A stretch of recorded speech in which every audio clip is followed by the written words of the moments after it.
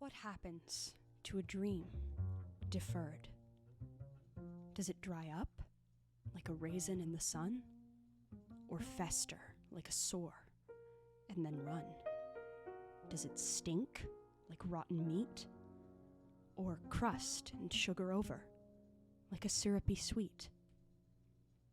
Maybe it just sags like a heavy load. Or does it explode? Street Scene is an American musical, or opera, depending on who you ask, that premiered in 1946 on Broadway, with music by German-Jewish composer Kurt Weill and lyrics by African-American jazz poet Langston Hughes, whose poem Harlem I opened this video with. Street Scene does not take place in Harlem, but its story of the disillusionments, dreams, and despairs of working-class families in a New York tenement house shares an undeniable connection with the questions it poses. Street Scene is an adaptation of a Pulitzer Prize-winning play with music and lyrics by two of the most revered writers in their respective mediums, which won the inaugural Tony Award for Best Score. The melodies are tuneful, the emotional beats shattering, and the characters so well defined as to stay with you long after the curtain closes. It represents the best trends of its era while also remaining remarkably timeless, even contemporary in its relevance and sophistication. And chances are, you've probably never heard of it. I first became aware of Street Scene when it was name-dropped by my vocal coach about a year before it was announced as our fall 2025 season opener at Oklahoma City University. I listened to the cast recording that April and was immediately captivated by the beauty and pathos of Anna Maurrant's aria, Somehow I Never Could Believe. As a big-voiced soprano whose dream roles list includes a metric ton of anguished mother figures, I felt a connection to this part immediately. I started learning the aria right away, and 4 months later, I was screaming into the phone at my best friend Ezra when I saw my name on the cast list. The month I spent doing Street Scene was one of the most creatively fulfilling of my whole life. I got to start my senior year singing some of the most beautiful music ever written for the stage and crafting such juicy, fascinating character relationships with a bunch of my best friends in the whole world. And my dedication to these characters and this music couldn't be contained within the 4 hours of time allotted to rehearsal each day. Even after rehearsals, my friends and I would keep texting about discoveries we'd made about the show, bouncing backstories off of each other and picking apart every line and leitmotif. When it was over, I didn't really know what to do with myself. I'd invested so much of myself into Anna and her family, developed such empathy for their circumstances that it felt like they were a part of my soul, and now I was supposed to just pack it up and start rehearsals for White Christmas? This would have been a lot easier to deal with if there were just a bunch of people out there who wanted to yap about Street Scene as much as I did, but oh boy, I have basically never been into something with as non-existent a fandom as Street Scene has. I have met exactly one person in the wild who is a fan of this show, my Tumblr mom Lullabies, who has immaculate taste in everything. Basically, the only people who are going to know what Street Scene is are people who do opera or musical theater for a living, and even then the reaction is often little more than ambivalence or passing familiarity. There is exactly one fanfic in the Street Scene tag on Archive of Our Own, and the Madrid Teatro Real Pro Shot has a grand total of 3 Letterboxd reviews. Hey, at least Tumblr seems to have a decent amount of Street Scene posts. Oh wait, basically all of them are from me. While most of my favorite musicals and plenty of operas have received their video essay and fandom meta dues over the years, Street Scene, aside from the odd musty academic, has remained almost entirely untouched.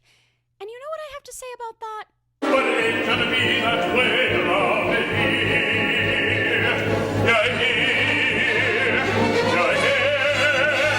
Street Scene is so good, you guys, and I think it's more than worthy of the passionate fandoms and gleefully detailed dissections that musicals like Les Mis, Sweeney Todd, and Hadestown, and operas like Carmen, La Boheme, and The Marriage of Figaro have enjoyed over the years. And since I have to do something with all this residual post-show brain gunk that still hasn't gone away after 3 months, I think it's only fair that I give this woefully underappreciated musical masterpiece the Wait in the Wings / Schaeferless Productions / And Now They Sing style deep dive it so utterly deserves. Now, after all that build-up, I'm sure you're wondering, wait, why haven't I heard of this show again?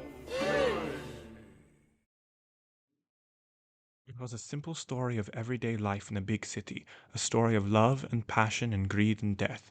I saw great musical possibilities in its theatrical device, life in a tenement house between one evening and the next afternoon, and it seemed like a great challenge to me to find the inherent poetry in these people and to blend my music with the stark realism of the play. I don't like to bother too much with plot synopsis in my video essays, but with Street Scene, things are a bit different. This is a show that the vast majority of you have almost definitely not seen, and part of the goal of this video essay is to get you to watch it. So I'd be a terrible video essayist if I went into this without giving you guys an idea of what's going on and who everybody is, or else you're going to spend the rest of the video very confused and wondering why you should care. That said, there's also basically no way for me to analyze Street Scene in the way I want to without getting into some serious spoilers, so my goal is to make the first half of the video spoiler-free, and then hopefully by then you'll be intrigued enough to go watch one of the excellent pro shot options available on YouTube. I recommend the Houston Grand Opera production or the Madrid Teatro Real production. I've heard the English National Opera production is good, but I haven't watched it yet, and come back for the second half when you're finished. Also, this is an analysis of Street Scene, the opera/musical, first and foremost, but I definitely won't be ignoring the Elmer Rice play. It'll come up a lot. Please go read it if you haven't. It's also an excellent piece of theater. Street Scene takes place over the course of 24 hours in a working-class tenement house in New York during a heat wave and all of the fun and not-so-fun things that happen in the lives of the diverse group of families that live there. At the center of all this, you have the Maurrants, specifically the rumor that looms over the entire story. Anna Maurrant may or may not be having an affair. Anna is struggling to maintain her faith and optimism in the midst of her increasingly fraught and seemingly loveless marriage to her hard-drinking, reactionary husband, Frank. Frank and Anna's son, Willie, keeps running off and getting in fights, and their daughter, Rose, is torn between her duty to her parents, her desire to make it out of the tenement, and her burgeoning relationship with Sam Kaplan, the college-educated Jewish boy from next door. Aside from the Maurrants and the Kaplans, there are also three main supporting neighbor couples. The Olsens, who are Swedish, the Fiorentinos, a German woman and her Italian husband, and the Joneses, who are gossipy and alcoholic, respectively. Oh, and the Maurrants are supposed to be Irish Catholic, which isn't outright stated, but it does have some interesting subtextual implications. The scope of Street Scene is simultaneously extremely contained and huge. Elmer Rice's play has been widely acclaimed for its uncanny naturalism, with Brooks Atkinson going so far as to say that it looked like an improvisation. However, it was initially rejected by so many producers and directors that eventually Rice had to take on the task himself. There are over 30 named characters, and we get to know them, some more than others, of course, over the course of 2 days on an entirely static set. That's right, the entire show takes place in front of one building. You don't even get to see inside it. Gee, I wonder if that could be symbolizing something. Part of Street Scene's brilliance lies in the fact that you can't really predict where the story's going to go, because at first it doesn't seem to have one. There's conflict, obviously, but there isn't really a clear direction the events seem to be moving toward.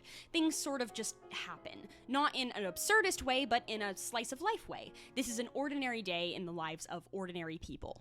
Until it isn't. This is all sort of building to what I think the main reason for Street Scene's struggle to find a reliable audience is. It kind of breaks all the rules. Aside from the somewhat difficult way the plot is structured, people also can't seem to decide if Street Scene is a musical or an opera. Because, you see, Street Scene has songs that sound like this.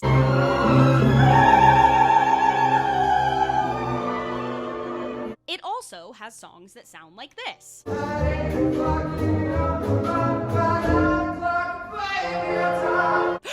The horror! Now, me personally, I have never been afraid of a little genre bending, a little stylistic smorgasbord. Why else do you think Queen is my favorite band? But unfortunately, just as many critics poo-pooed Bohemian Rhapsody back in the day for trying to do too many things at once, far too many still have an unfortunate obsession with things being sonically cohesive. Opera purists disdain Street Scene because it's not a real opera, while musical theater fans don't really get Street Scene because it goes against so many musical theater conventions. Street Scene has a large orchestra and traditionally is sung acoustically without amplification, but it also has a lot of dialogue. It premiered on Broadway, but all of its subsequent performances have been in regional opera houses as opposed to things like summer stock and national tours. It has notably never been performed at the Met. Brooks Atkinson, in his review of Street Scene, described Kurt Weill's score as far as a theater musician can go in extending the song in the direction of an opera. Weill himself referred to Street Scene as a dramatic musical, which is pretty close to my favorite joke description of Street Scene, heavy musical as opposed to light opera. But he had long expressed interest in bringing operatic musical forms to the Broadway stage, especially since Carousel had proven it could be done successfully. It's my opinion that we can and will develop a musical dramatic form in this country, but I don't think it will be called opera. It will develop from and remain a part of the American theater. More than anything else, I want to be a part of that development.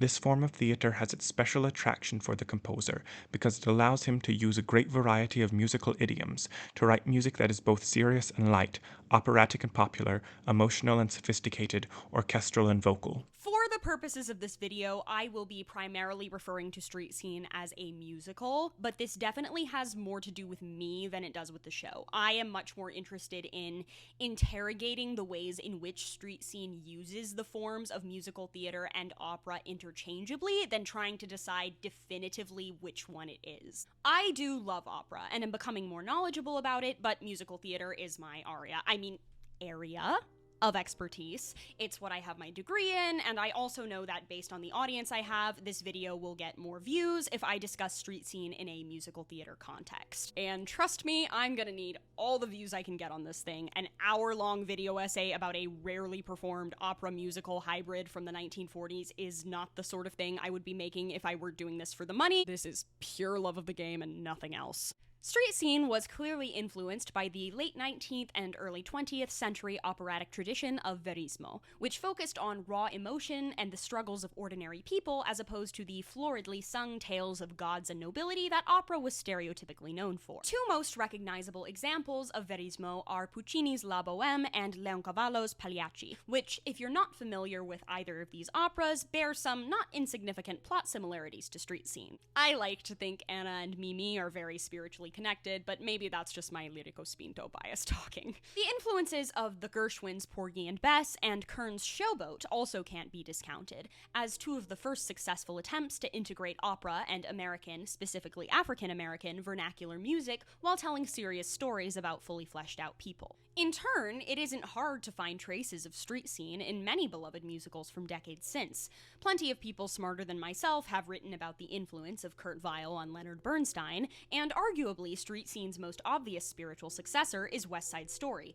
which would change the medium of musical theater forever just a decade later. Ragtime, my favorite musical ever, concerns itself with quite similar musical influences and socio-political themes, albeit on a much more macro level, while In the Heights basically uses Street Scene's exact formula: two very hot days in the lives of a disenfranchised Manhattan neighborhood, though it ultimately comes to a far more hopeful and feel-good conclusion than Street Scene does. Clearly, if you manage to effectively throw some combination of ethnic and class tensions, opera-jazz fusion, a New York City setting, fraught romance, and an emphasis on community into a blender, audiences are going to respond well. And yet, Street Scene has nowhere near the enduring fan base of any of these musicals that followed in its footsteps. Another part of that is that these days, Street Scene is just a difficult show to program. The cast is sprawling, the orchestra is much bigger than anything you'll hear in a Broadway pit these days. A lot of opera houses and regional theaters simply don't have the money, and the nature of the plot and lack of recognizable IP make it a pesky show to market. Our director at OCU was so desperate to put butts in seats that he spoiled the central plot twist in the program notes just so ticket buyers would know they were in for some good old-fashioned drama. Opera companies may not know what to do with Street Scene's more show-tuney moments,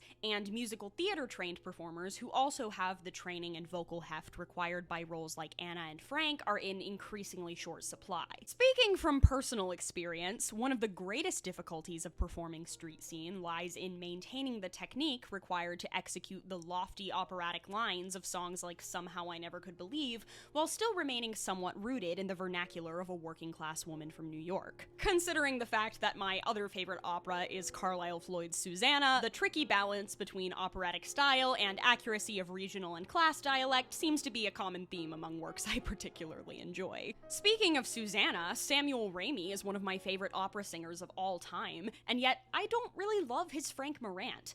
His voice is almost too elegant and regal for a character that I think really benefits from a bit more dirt and blood and sweat. I'm hopeful that once Street Scene goes into the public domain, we'll see more performances pop up, because it'll allow the show the adaptability for it to stay relevant. There are plenty of roles that can be doubled up for a smaller cast, and while I am extremely emotionally attached to the gorgeous, lush, romantic orchestrations, I would much rather this show be performed with a smaller orchestra than not performed at all. I also think that in order for Street Scene to reach new audiences, I think it's actually a good thing for it to embrace some of the stylistic characteristics that make musical theater emotionally compelling without completely surrendering its operatic character. I think the odd, emotionally informed vocal imperfections or a little bit of tastefully applied straight tone or speaky chest voice can be really effective. Nothing but pain, brutality, strife. So, Street Scene is a show with an unconventional and difficult to follow plot structure, a score that confuses purists of both musical theater and opera, incredibly high maintenance production requirements, and without any spoilers this early in the video, an extremely bleak ending that definitely didn't conform to the post-war optimism mainstream Broadway audiences were hungry for in 1947. But now that we've laid out some of the reasons why it hasn't been able to achieve lasting cultural staying power, I can start building my case as to why Street Scene is long overdue for a renaissance, which will begin with a close look at 4 of the best written characters in the operatic and musical theater canon and their songs.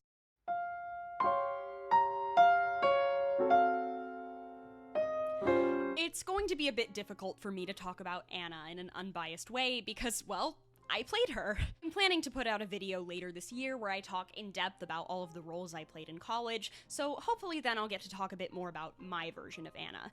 But for now, I'll do my best to just focus on what's given to us by the text, which thankfully still gives us plenty to talk about because, ooh, honey, she's meaty. Considering that independent yet wide-eyed young sopranos reigned supreme in both the operas that influenced Street Scene and its musical theater contemporaries, Anna Maurrant makes for a fascinating case of a post-ingenue.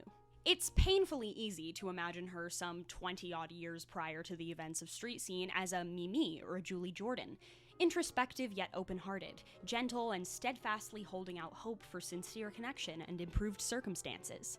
However, Street Scene instead finds Anna well into middle age, not necessarily having lost those qualities, but having been thoroughly punished for them. It's clear from the beginning of Street Scene that Anna is a big soul, whose increasingly claustrophobic circumstances have forced her to make herself smaller. No less than 3 times in her first 15 minutes of stage time do we hear her wistfully recall things that she loves or wants to do, reading, music, dancing, but simply can't find the time for anymore, or worse, has been made to feel like she can't participate in life in any way that isn't approved by her husband. You ought to be looking after your kids instead of doing so much dance. Why, that's the first time I've danced and I don't know when! Anna Maurrant is a character that people often reduce to her circumstances. A downtrodden wife and mother who may or may not be having an affair because her husband is mean to her. But something I don't think Anna gets enough credit for is just how determined she is not to let those circumstances define how she sees the world. While her neighbors are quick to shrug and say that's just the way it is when faced with life's disappointments, Anna, in her quiet, gentle way, is always subtly resisting this cliché. She is a passionate and deeply optimistic woman who is not only opposed to cruelty, but to complacency. Why shouldn't people be kinder to each other, or want more out of life for themselves than what the rules of society have told them they're due? And this is exactly where we find Anna, a woman who has tried her entire life to see the best in people, realizing just how much the man she dedicated her life to has neglected her emotional needs. Anna is also a character who, more than anyone else in Street Scene, understands the value of being a good neighbor. She consistently expresses genuine interest in the lives of those around her, and sacrifices her own scarce time and energy to help them, because to her, that's what makes life worth living. What separates human beings from machines whose sole lot in life is to perpetuate themselves. She's just such a genuinely good and big-hearted person who chooses happiness as much as is possible for someone in her circumstances, which makes her the perfect scapegoat for petty, small-minded people to bring down to their level. There's an argument to be made for pretty much any of the four main characters of Street Scene being the most important. Objectively, the protagonist is probably Rose, but I like to think Anna was the character that touched Kurt Weill the most. What is my evidence for this, you may ask? Anna's aria, Somehow I Never Could Believe, a sprawling 7-minute epic about Anna's lifelong belief in hope and human connection, and her refusal to give up those ideals even in spite of how her life, particularly her marriage, has disappointed her. Somehow I never could believe that life was meant to be dull and gray. Now, in terms of analysis, a lot of my thoughts on this song will be in the Leitmotifs section of this video, so forgive me if for now it just sounds like a lot of gushing because oh boy, this is one of my favorite pieces of music of all time. Kurt Weill takes the hopes, dreams, and disappointments of an ordinary working-class woman and endows them with the grandeur of Puccini and Verdi at their finest. This is why I love Verismo, this is why I love musical theater, it's the reason why I fell in love with this show and worked so hard to be cast in it in the first place. Anyone who gets to this part of Street Scene and doesn't immediately realize they're watching one of the greatest pieces of musical drama ever written for the stage probably has something wrong with their soul. I've seen people argue that it doesn't work as an aria because it tries too many things and doesn't commit to any of them, but I don't think that could be further from the truth. This isn't just any aria, it's a song attempting to chart the course of a woman's entire life, and its musical mise-en-scène as Anna changes, and yet in many ways doesn't, from girl to woman is just masterful. Something that really strikes me about Somehow I Never Could Believe is that there's no equivalent for it in the Rice play.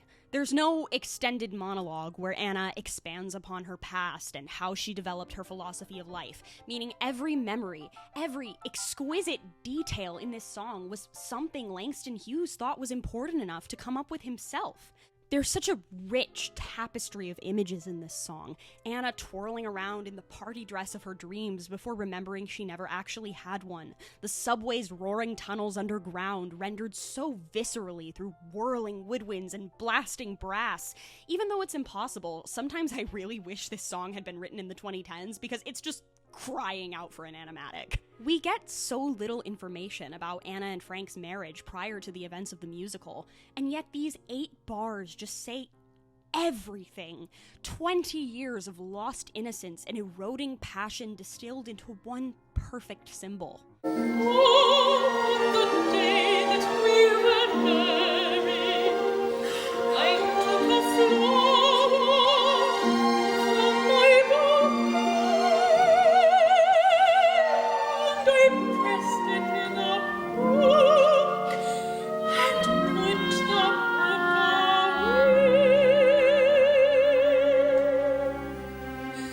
Sometimes now I go and take a look. The flowers cry, the perfumes go, the petals all turned grey. The fact that Street Scene was conceived entirely by men in 1946 makes the empathy displayed for women in songs like Somehow I Never Could Believe all the more astounding to me. In post-war America, when it was difficult to find any mainstream narratives that sincerely questioned whether or not married women would be happy to keep his dinner warm, Street Scene stands out for its unflinching portrayal of a traditional housewife's existence as something deeply claustrophobic and dehumanizing. There's this moment near the end of the song where Anna almost breaks the fourth wall, clearly speaking not just to the struggles of one woman stuck in a loveless marriage, but to the systematic plight of all women who've been told their places in the home, even when said home hasn't felt like one in years. The music is shaky, lurching, almost nauseous, as if Anna has realized all too late that she swallowed some terrible poison. It looks like something awful happens in the kitchens where women wash their dishes. Days turn to months, months turn to years. The greasy soap suds drown our wishes. It's at once a message of solidarity and a warning. You can almost see her looking out at every woman in the audience and thinking, "You've felt this way too, haven't you?" And oh, baby, that climax.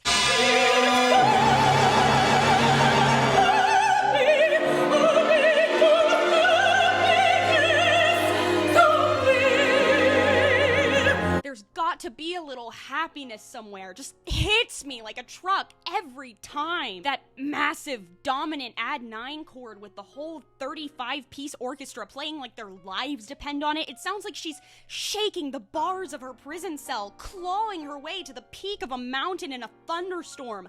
A girlish fantasy transformed into a raging against the dying of the light. It's like the musical equivalent of that one scene in The Tale of Princess Kaguya where she's running and breaking all the doors, and it's just earth-shattering. Can you guys tell how difficult it is for me to be purely academic and serious about this song? I just love it way too much. I don't think Anna has completely given up on her marriage with Frank. She gives him so many chances to turn toward her instead of away. I think part of her desperately wants to believe that all of their problems can be solved if he would only accept the affection she so desperately wants to give him. But even when Anna realizes her optimism won't save her, or Frank, she never stops wanting her children to have it better than she did. The one time she stands up to Frank, it's because he yells at her in front of Rose, and she doesn't want her daughter to believe it's okay for a man to speak to her like that. And when Willie gets pushed further and further into bad behavior and is clearly starting to believe he'll never amount to anything, Anna makes sure to be a positive voice for him, telling him he's wonderful and makes her proud, because she's determined for him to grow up to be a better man than his father. Speaking of his father, I guess we have to talk about Frank now.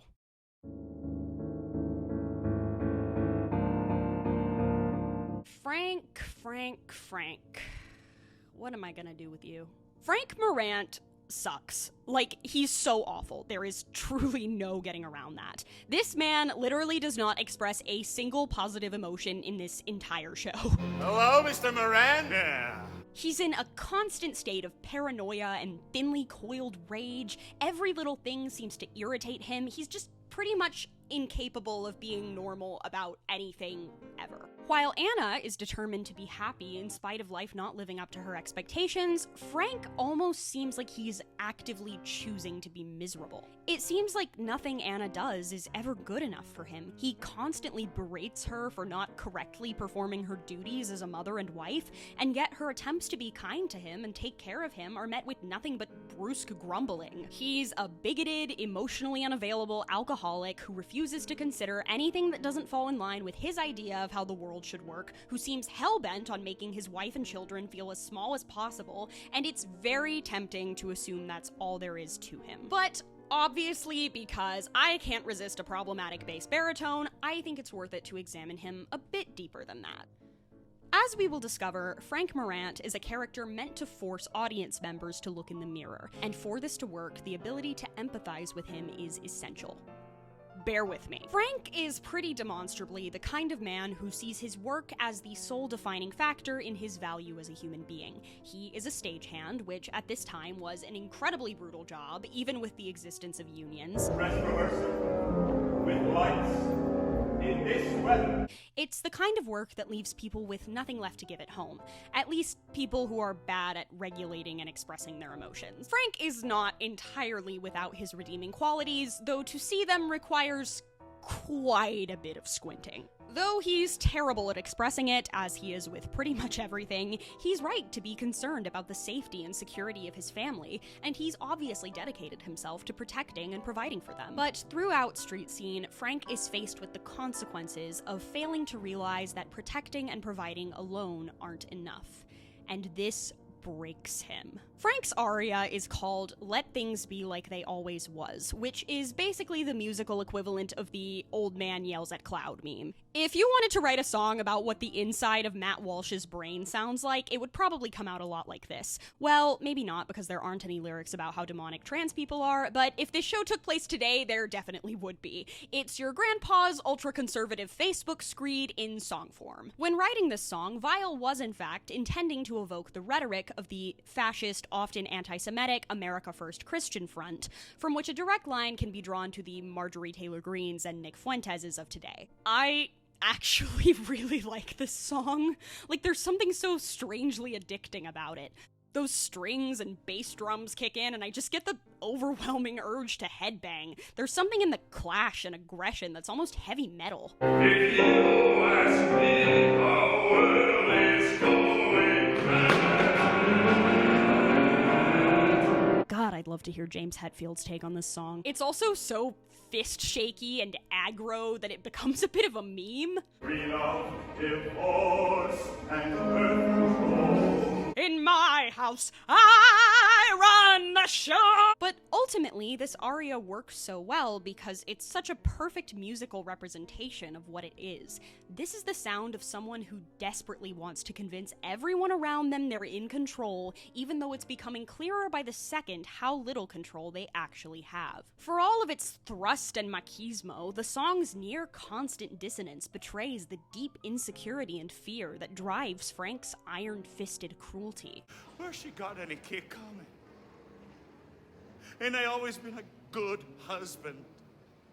And I always looked after her. He's terrified of his family and everything he's worked for being destroyed by the ravages of modernity, and in my opinion, probably terrified of his own unworthiness. The world is changing into a place where Anna can decide she doesn't need him anymore, and he wouldn't be so afraid of that if he didn't have some subconscious awareness that he's given her every reason to. I have my own theories as to what Frank was like as a younger man, what brought him and Anna together in the first place, and how their marriage got to this point, but I believe he probably treats Anna the way he does partially because he's jealous of her. He sees the inner light and goodness she has that he probably used to love, and he hates her for having it, and he hates himself for not having it, and he tries to bring her down to his level because deep down he knows he's not good enough for her. We are nowhere near done discussing Frank and Anna, but the rest of my thoughts on them will have to wait until the spoiler section of this video.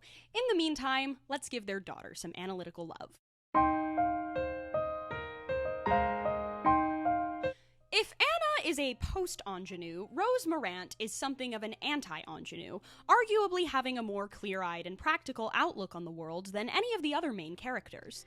Frank has anger issues, Sam is perpetually stuck in melancholy, and Anna is idealistic to a fault, but Rose kind of just sees things as they are, and is trying to figure out what she wants out of life in a way that works with her sense of right and wrong, and hurts as few people as possible. Oh, there's nothing wrong about it, sweetheart. No, you mustn't call me sweetheart. Why not? Because I'm not your sweetheart. Rose is acutely aware of both her own feelings and the precarious place she occupies in the world as a young woman. I can imagine she'd identify very strongly with Amy's marriage is an economic proposition monologue from Little Women.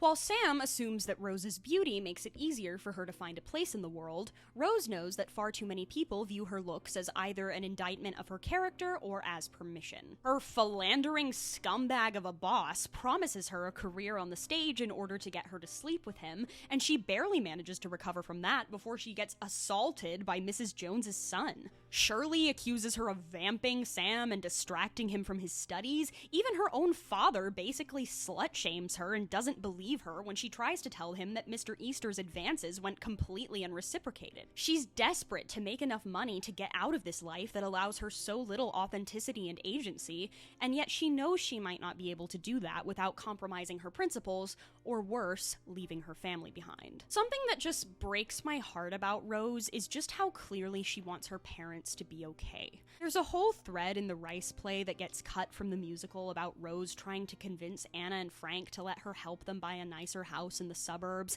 but Anna knows Frank is too resistant to change to ever go through with it. She has so much empathy for both of their pain. Anna's need for a gentler partner who listens to her, Frank's stress and paranoia driving him to self-destruction, and all of her failed attempts to mediate just leave her feeling utterly helpless. It's hard to have room in your life for your own dreams when you've basically taken on the burden of saving your parents' marriage from collapse. Sam, her neighbor and best friend, is the one person she can confide in and possibly even share these dreams with. One of the most frequently debated aspects of Rose's character is the extent to which she actually reciprocates Sam's affections. In the Rice play, Rose doesn't know if she's interested in romance at all, and when Sam kisses her, she doesn't kiss him back. She clearly cares about him deeply, but seems to be only going along with his courtship of her out of concern for his mental well-being and the fact that he's the only man around who's kind and respectful to her. It's a matter of security, not romance. The kind of men she's forced to be surrounded with have given her very little reason to believe in such things, and she probably considers it a blessing to have even one viable way out, even if she isn't head over heels for him. However, the musical establishes love as a priority of Rose's from the get-go, with her tender solo ballad and her 2 passionate duets with Sam making up the majority of her music. I'm sure this decision was somewhat commercially motivated, as musicals that didn't contain a strong romantic element were all but unheard of in the 1940s and are extremely rare even today. Anna and Frank obviously aren't going to offer us much in the realm of romantic catharsis, so it of course falls to Rose and Sam to be the young lovers who the audience is meant to root for. In the hands of lesser writers, this could have made Rose a lot more generic and one-dimensional, but aside from robbing us of some potential Ace representation, I don't think it does that at all. In my opinion, Rose's romantic longings don't take away from the other struggles and ambitions she has, but complement them, and add even more complexity to the decision she ultimately has to make. Rose sings What Good Would the Moon Be, which is probably the most enduringly popular song from Street Scene, if solely for the fact that young, classically trained sopranos are always desperate for audition songs that casting directors haven't heard a million times. That being said, it's a very good song. It's got this swooning, shimmering melody lingering on minor 4 chords and secondary dominance, just 2.5 minutes of perfectly distilled yearning.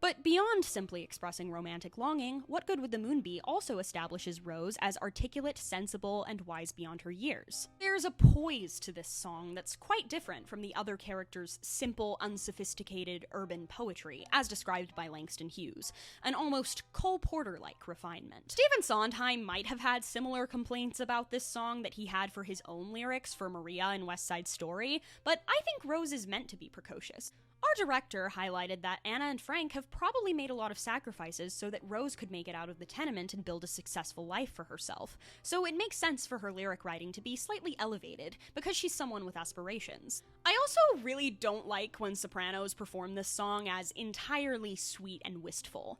This song is a clear, concise argument from a very level-headed young woman who knows exactly what she wants, who is telling her boss, who just physically forced himself on her, in no uncertain terms, that the material things he's offering have no value to her. My friend Jess had this wonderful insight about this song that I really can't put into words better than she did. To Rose, a diamond is just a rock that looks pretty, but isn't good for much else. She doesn't seem to care about their function as a symbol of status, wealth, commitment, desirability, or what have you. They're beautiful, but they're cold. There's a world of difference between having symbols of love and warmth versus actually having the real thing. The reprise, though, that's where all the walls come down. The exact same words, but now it's this fragile, exquisitely intimate, private wish for no one but her, and guys, this show is so good. It's so freaking good.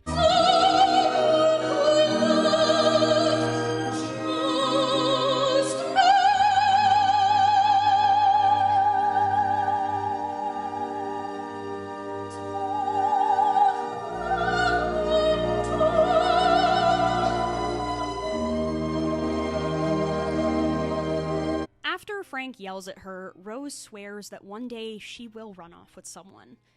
In this moment, when she feels so small, Rose clings to the promise she's made to herself that one day she will find someone who makes her feel safe and respected. What Good Would the Moon Be speaks to the desire that so many children of troubled marriages have to get it right. Rose has witnessed firsthand the misery that can result from a lifetime attachment to the wrong person, and she has her heart set on making the right choices, on not falling into the same traps. But you'll have to wait until the spoiler section of this video to find out whether or not she succeeds.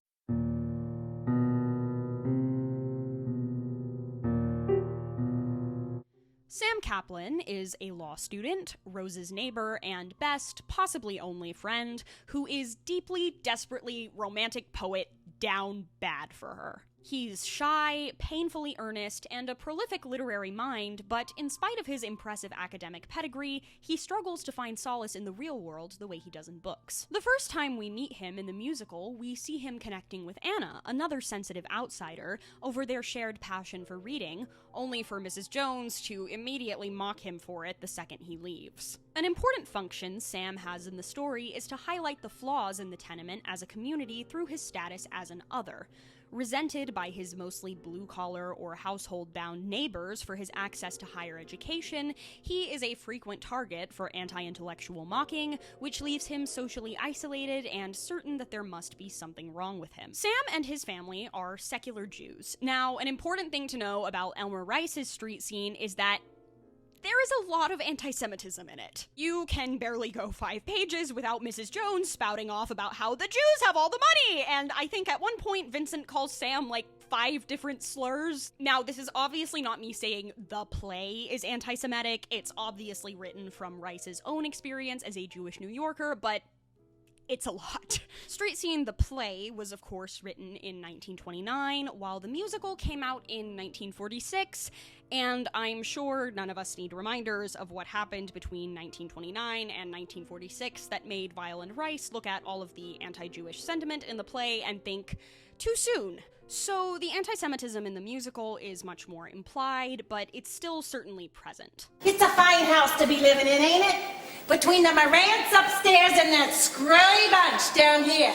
And we see the debilitating impacts that being subject to everyday bigotry has on Sam's social life and self-esteem. He's clearly horribly depressed in the Rice play to the point of suicidal ideation, and of all of the characters, feels the existential burdens of universal human suffering and his inability to do anything to fix it the most acutely. Slight tangent, I promise we'll get back to Sam, but anti-Semitism in music criticism was an unfortunately prominent phenomenon during the first half of the 20th century. This is mostly Wagner's fault, and Kurt Weill himself was often subject to it.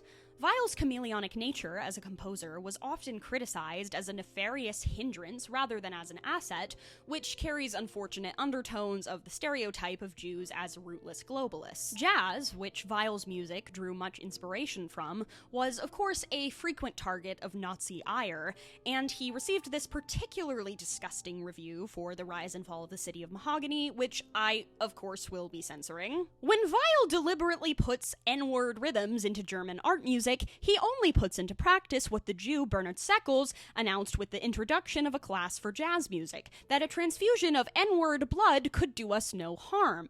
So, the people that produced Bach, Mozart, Beethoven, and Wagner need to be freshened up with N-word blood. And now I feel like I need to take a shower. Sam, Shirley, and Abraham Kaplan were the first Jewish characters Kurt Weill would ever write for the stage, and he felt a great deal of pressure to represent them well. While Sam still struggles with despair in the musical, Weill took pains to make sure that he got to be more than, in his words, always the beaten Jew, emphasizing his compassion and strength of character.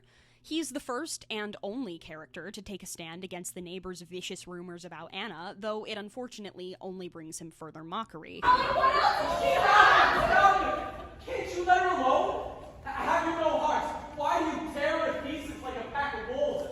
It's cruel. What's the matter here?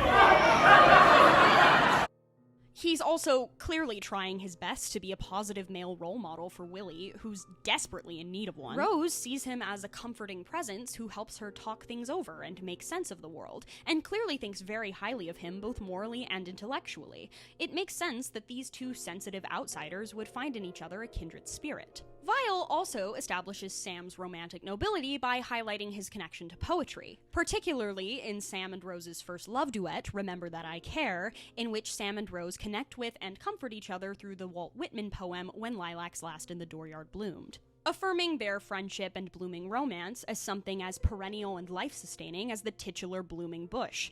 An interesting choice, considering that this poem is an elegy to Abraham Lincoln, but the song is so gorgeous that I really can't be bothered by it. Sam sings Lonely House, a tenor classic, which is one of those songs that's just so good at sounding like exactly what it represents.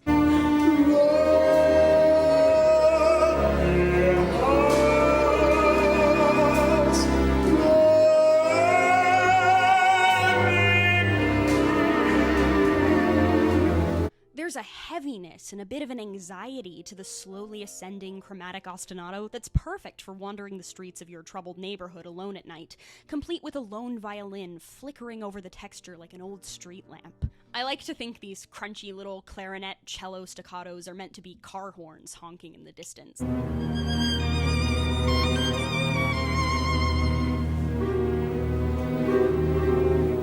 You can even hear the ringing of the distant telephone. Sometimes a distant telephone.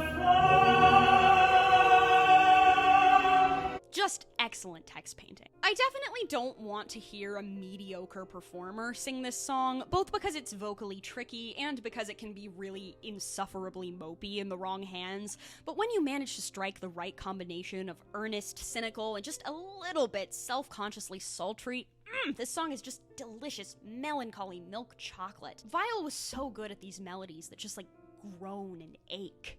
I also like this weirdly specific lyrical connection between Sam and Rose and their solos. I have no idea if it was on purpose, but it's a great way to subtly foreshadow their connection.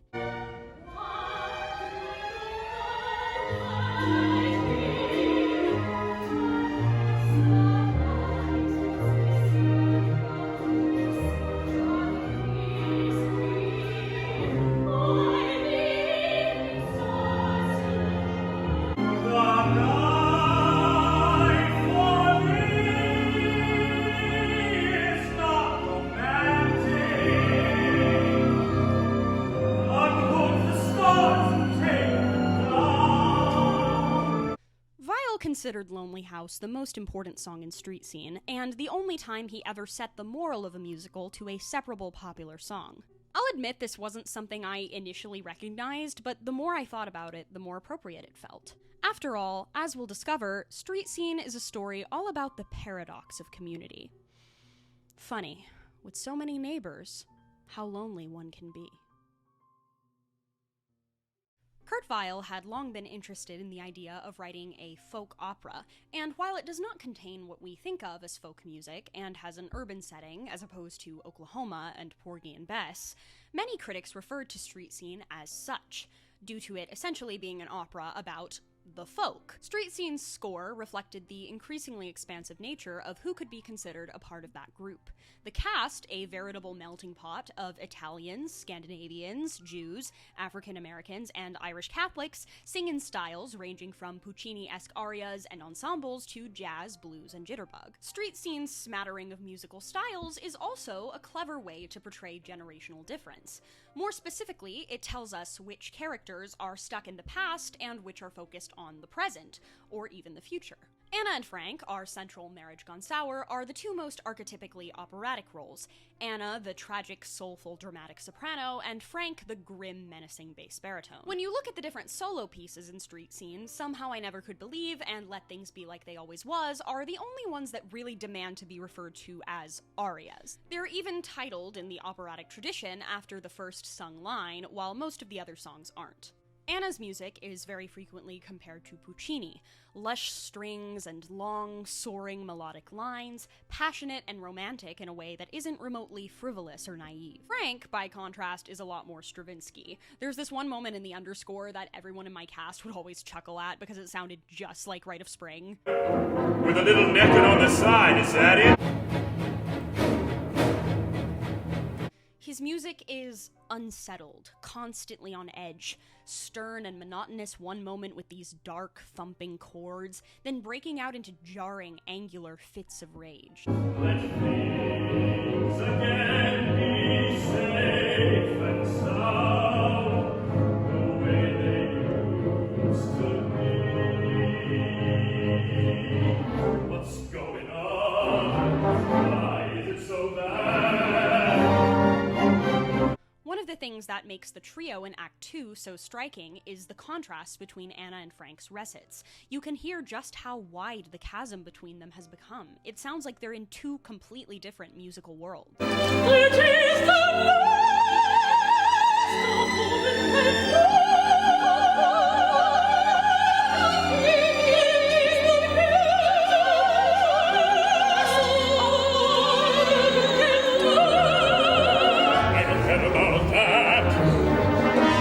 At your own house, at your husband and children. But Anna and Frank also, in some ways, kind of want the same thing, a return to happier, safer times for their family. Frank feels attacked by a present reality he doesn't recognize. Anna is disillusioned by the failure of her life to live up to the romantic ideals she had as a young girl. Though they have very different ways of showing it, they both are struggling to exist in the now. Therefore, the style of their music is of a prior era. The music of the younger characters, meanwhile, very much lives in the present. These are tightly structured A-B pop songs and show tunes of the period with clear, instantly recognizable hooks. What Good Would the Moon Be and Wrapped in a Ribbon and Tied in a Bow are classic ingenue charm songs that could have just as easily been written by Frank Loesser or Rodgers and Hammerstein. Lonely House is practically a jazz standard, and Moonface Starry-Eyed is a jitterbug that ended up having a second life as a radio hit outside of its original context. Interpretation can even be seen in the contrast between Sam and Rose's duets. Remember That I Care is the most traditionally operatic thing either of them sing, with a much more rhapsodic feel that, with the exception of the main love theme, operates on pure emotion rather than any concrete song structure.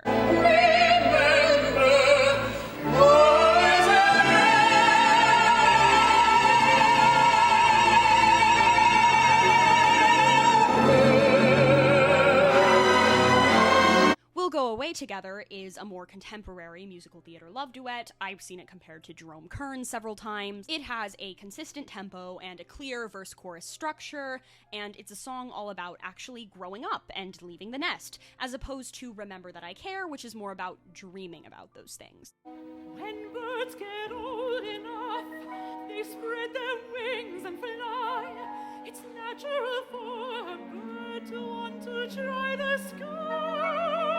I'm not really sure how old Mr. Easter is supposed to be, but I don't think I really need to explain why Wouldn't You Like to Be on Broadway, a song about a sleazy businessman trying to seduce a young woman with promises of stardom, is a typical soft-shoe crooner of the period. I also don't think it's any accident on Stephen Sondheim's part that this song bears a number of musical and thematic similarities to Hello Little Girl from Into the Woods. The music of the other neighbors is a bit more diverse, but I think the interpretation still works because their music feels less contemporary to the time than anything sung by the younger generation. Ain't It Awful the Heat, the self-explanatory opening number sung by the Neighbor Ladies, is a jazz opera fusion that's evocative of something like Summertime from Porgy and Bess. Very appropriate. Get a Load of That feels like Pretty Pure Vile to me, with a harsh, crunchy bite that wouldn't sound out of place in Mahogany. Ice Cream Sextet is a Rossini-esque opera buffa number. If there's one overarching criticism of Street Scene I've heard pretty frequently, it's that it has a lot of filler songs. Opinions on which songs constitute filler vary from person to person, but in general, pretty much anything that doesn't have to do with the Maurrant's central storyline is fair game. I get that attention spans have changed a lot since the 1940s, and that Street Scene might feel overstuffed as a result.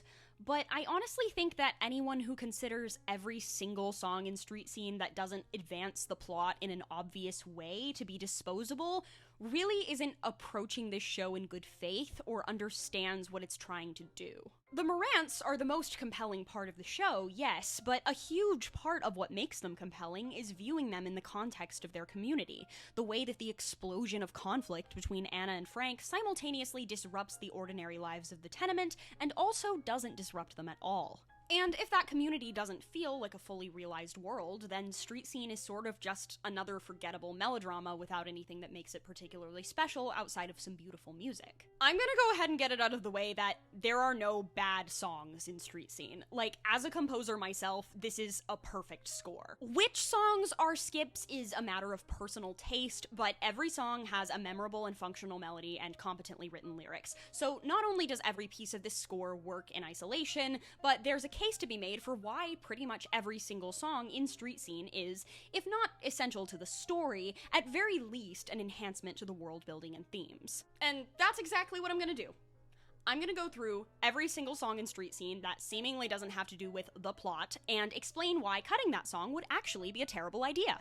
I Got a Marble and a Star is a cute little 12-bar blues ditty Henry Davis sings to himself as he goes about his janitorial duties.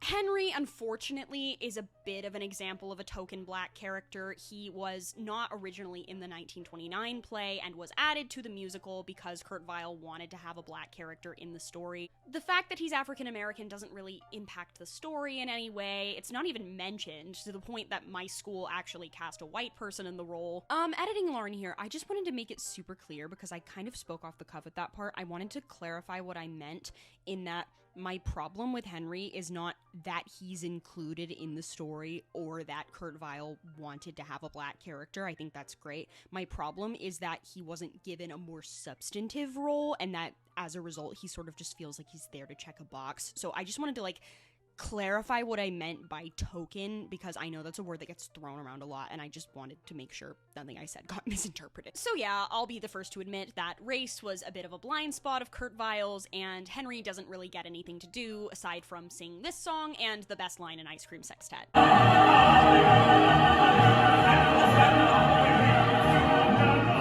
Marble in a Star is one of the songs in the show that gets frequently singled out as kind of a nothing song, and it's true that it doesn't really connect to anything. It's just a song about how Henry is seemingly ordinary, but he knows he's actually special because one day he'll be an angel in heaven. But it's honestly a pretty impossible song to be mad at because it's so short and so melodically satisfying. What a halo and a heart, my halo don't wear.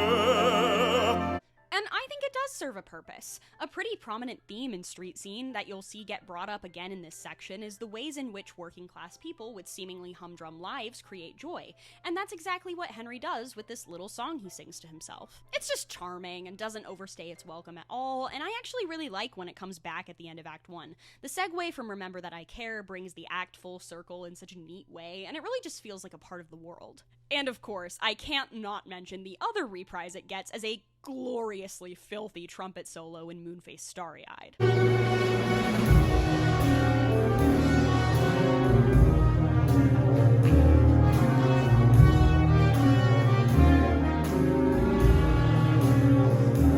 Woman Has a Baby is a short comic aria sung by Mr. Buchanan about the trials and tribulations of having a pregnant wife, making the cringeworthy, endearingly misguided argument that it's actually harder on the man. I cannot seem to please her, no matter how I try. She wants soft shell crabs at Christmas and oysters in July. I think Mr. Buchanan having a song makes sense, even if it's the only one he gets in the show, because it just makes him more memorable when he's brought up again in relation to Anna helping his wife, which is a fairly important subplot. And it does make for good comedy to see him helplessly venting his frustrations to the older neighbor ladies, most of whom have had babies themselves and think he's being ridiculous, but let him get away with it because he's so adorable. Depending on how the actor is playing it, the song can obviously also be really insufferable, which can also work in a way. Moonface Starry-Eyed is a sexy, jazzy dance showcase for Dick McGann and Mrs. Jones's daughter, May. Moonface Starry-Eyed, you took my heart on a buggy ride. I don't know how I could ever align without you. Out of all the songs in the show, I probably understand the argument for this one being unnecessary the most, since there isn't really any meaningful way that Dick and May or their relationship connects to the rest of the story. Like, I can just hear some cigar-chomping New York producer going, "Okay, Kurt, we can't just have 2 hours of politics and family drama. You gotta have a dance number. We won't sell any tickets." So, why do I think this song should still be in the show? Because it freaking bangs, that's why. This song has one of the catchiest, most infectious melodies I've heard in my entire life, and the dance break goes astronomically hard. The deep percussion, that one part when the flutes and piccolos go absolutely beast mode, the suspenseful bum bum bum bums near the end right before the main theme comes back in. It's just such a bop. Every single person in the pit at OCU said this was their favorite song in the show to play, and I can absolutely see why.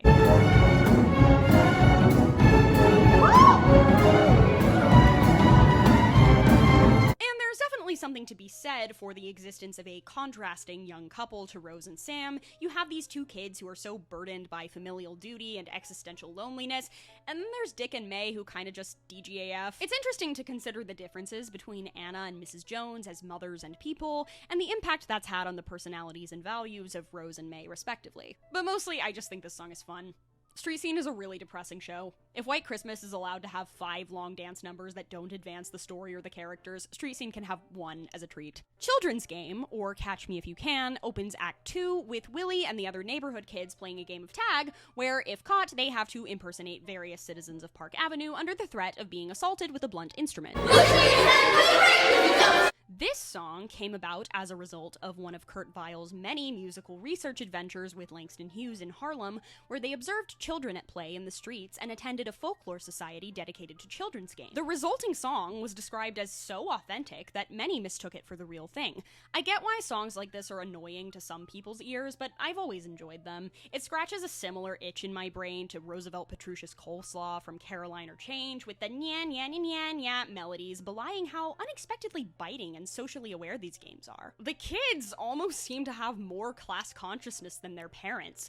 Frank, the Olsons, the Fiorentinos, and the Joneses seem to have no problem defending the systems that keep the Rockefellers and debutantes of the world wealthy and them poor, while their children entertain themselves by mocking these elites relentlessly. I am a deb named Gloria Jean. My hair is bleached. My perfume stains. But the main reason this song is so important is because it shows us the impact that Frank's behavior is having on Willie when his parents aren't looking. When it's Willie's turn to play the game, instead of pretending to be another rich Park Avenue person, he does what is pretty clearly an impression of his dad, or at least how he sees him. I spent the night in a gambling house. I'm known around as Joe the South. And then immediately picks a fight with a younger girl, which gets pretty disturbingly rough before Sam breaks it up.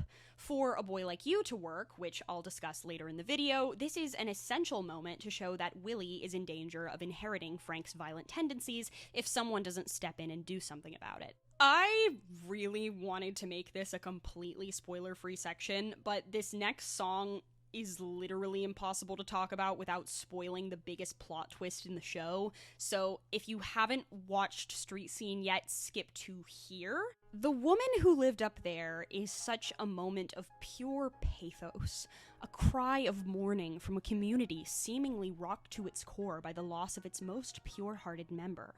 It is directly followed by these 2 random nursemaids you've never seen before singing a twee little waltz about how Anna is a whore, Frank is a drunkard, and aren't abusive marriages that end in murder just so scandalous and wonderful. This is my parents' least favorite song in the show.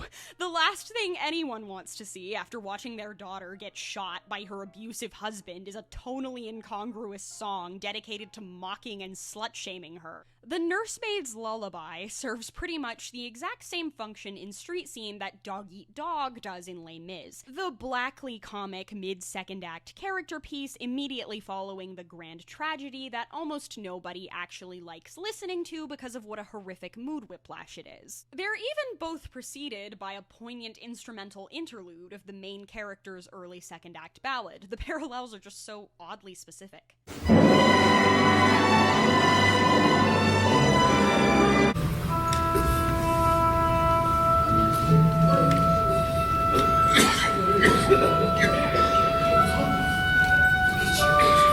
As much as these are generally the only 2 songs in their respective shows that I prefer to skip, I do think that they serve a compelling thematic purpose. These songs are there to show that every tragedy will always have its scavengers. Thénardier picking trinkets from the bodies of boys who gave their lives to a cause greater than themselves, the nursemaids deriving entertainment from the story of a broken family for no reason but the fact that they're bored.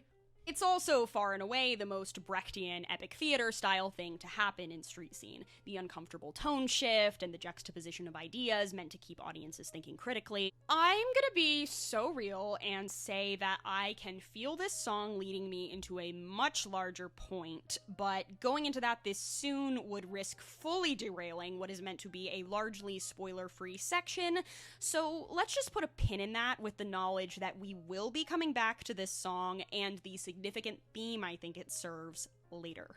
If you've been paying attention, you'll know that there are 2 oft-considered filler songs in the first act of Street Scene that I skipped. I wanted to save them for last because I think about these songs a lot. Most of the previous songs on this list, while I definitely wouldn't support cutting all of them, you could probably cut any given one of these from the show, and the loss wouldn't be that catastrophic.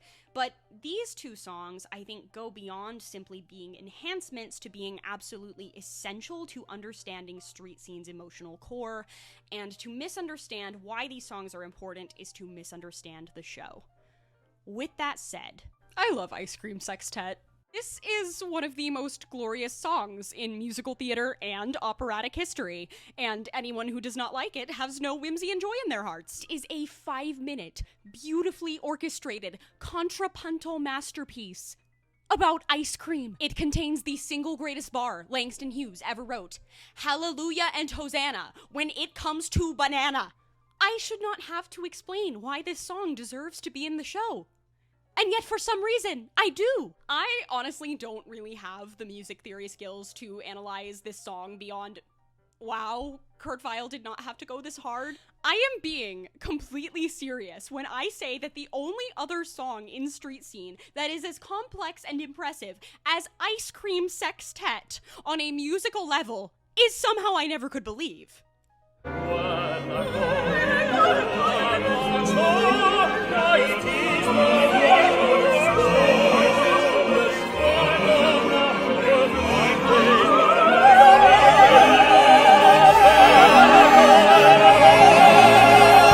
Changes and harmonic shifts are all just so sweet and satisfying without being remotely predictable, and the planing that sounds like everyone's falling into a sugar coma, and when Mrs. F hits that shimmery cadenza, and when the melodies come together at the end in an explosion of delicious musical flavors, and it's just such a gorgeously layered confection.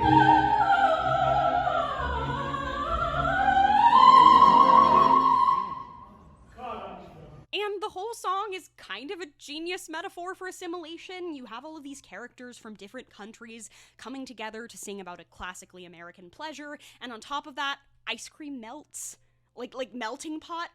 This show is so smart and good! Ice Cream Sextet was probably at least half my cast's favorite song in the show, and there was never any contest for which song was the audience's favorite.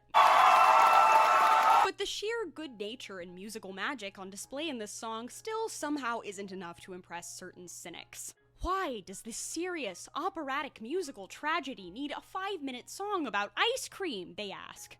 Well, my friends, I argue that this towering musical masterpiece is only improved by its context, and the fact that Street Scene is a serious operatic musical tragedy is precisely the reason why it needs a 5-minute song about ice cream! I think when we talk about Street Scene, people have a tendency to miss the forest for the trees. Yes, Street Scene is about the pressure of petty gossip on a crumbling, emotionally abusive marriage. It's also about a bunch of poor immigrants just trying to make the best of an extremely hot day. The context of the song is that Mr. Fiorentino buys ice cream cones for everybody, and they all sing a song about how wonderful it is. These are people who don't have a lot, and maybe don't even have a lot in common, but for one shining moment, they can all come together to cherish the simple pleasure of a sweet treat. And shouldn't that be what life is all about? There's a lot in Street Scene about the failure of the American dream to live up to its promises, but for this group of neighbors, an ice cream cone represents that dream at its purest. All of the shining possibilities of the future that are there for the taking if you just... It's hard to even finish that sentence, because I feel like by now we're all painfully aware that it doesn't really work like that. But wouldn't it be wonderful if it did? In Wrapped in a Ribbon and Tied in a Bow, the entire block comes together to celebrate the graduation of Jenny Hildebrand, who just won a prestigious art prize and scholarship. It's one of the most unabashedly sweet and wholesome moments in Street Scene, with a bouncy, warm ensemble chorus straight out of Oklahoma. Let's have fun. Let's kick out that old Mr. Blue. Come on, take my hand, it is grand to be young and be gay and be singing out the blues. One might question the need to give Jenny a song, since she doesn't really do anything else in the rest of the show. However, this scene is less about Jenny herself than it is about what she represents. The hope that a child of the tenement can make it out. Like Ice Cream Sextet, this is a song about a community finding reasons to be joyful under difficult circumstances and coming together to celebrate a sort of symbol of their hopes and dreams. Jenny is the kid who did everything right, the bright, shiny talent who pulled herself up by the bootstraps with poise, intellect, and hard work. And yet, none of that will save her family from being evicted from the tenement through no fault of their own. There's an underlying desperation to the joy. We're happy because we must choose to be. It's undeniably lovely to see Jenny's neighbors rally around her as though her success is all of their success, but the vicariousness of it all is very bittersweet. For one shining moment, the whole block can let themselves believe that all of their wishes might actually come true. A gas stove is just what I wished for, with an oven that's not so damn slow. Sure, the landlord will send one for Christmas. Wrapped in a ribbon and tied in a bow. The women in the tenement have probably never had access to the kind of opportunities Jenny will have as a result of this scholarship. I think about the girl Anna must have been at Jenny's age, with her big dreams and literary inclinations, and how she must feel watching Jenny in a pretty white dress, much like the one she probably always wanted. I would imagine that she hopes Jenny's future will be more than a crumbling marriage to a controlling husband, and longs for a world where she got to have more herself. My nerd alma mater, TV Tropes, has a page called Darkness-Induced Audience Apathy. Edit, I checked, and it is now called Too Bleak Stopped Caring, and I think this concept explains pretty perfectly why all of these moments in Street Scene are necessary. If Street Scene were just the plot, it would be a pretty miserable show with very little room to breathe. If we didn't get so many lighthearted moments of the characters just being normal human beings, the moments that are supposed to shock and move us wouldn't be nearly as affecting. Songs like Ice Cream Sextet and Wrapped in a Ribbon and Tied in a Bow allow us to see these characters as fully rounded human beings, who are more than just the things that happen to them. It's an incredibly impressive feat that in a piece that takes place over the course of just 2 days, I feel like I know the characters in Street Scene better than I know some characters from musicals that take place over the course of 10 years. However, these songs also have a bit of a darker purpose. As we watch these characters laugh, dance, wax poetic about ice cream, we're being lured into a false sense of security, perhaps even complacency. Because it's right as we've begun to warm up to the seemingly lovable inhabitants of this tenement that Weill, Hughes, and Rice begin to expose its sinister underbelly. It's at this point that I'm going to start really getting into the weeds of what Street Scene is actually trying to say, and why I think the most important moment in this musical isn't a song at all.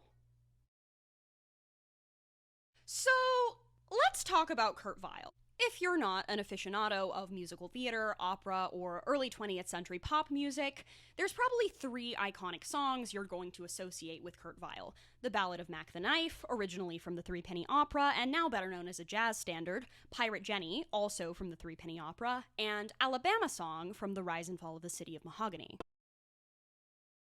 These are all biting, seedy, cynical songs with a quality of guilty pleasure in sin and violence. They are catchy tunes, but if your brain's turned on, they're also designed to make you a bit uncomfortable. Threepenny and Mahogany, Weill's collaborations with Bertolt Brecht, are considered his most enduring works, as well as defining works of the epic theater movement.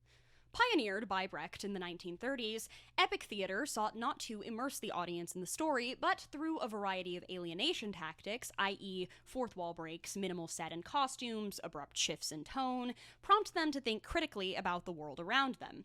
Nowadays, it's very difficult to put on a play in this style without it feeling like a caricature of itself, as it's been heavily appropriated by college kids who want to be edgy and don't have a lot to say. But it was nonetheless a highly influential movement in 20th century theater, and Weill's music, rich with irony and human suffering, was instrumental in shaping its sound. The pursuit of socially engaged musical theater was always part of Weill's mission, but the dissolution of his partnership with Brecht and immigration to the United States complicated matters. As a German Jew during the most troubled time in history to be either of those things, assimilation became Weill's ever-elusive project.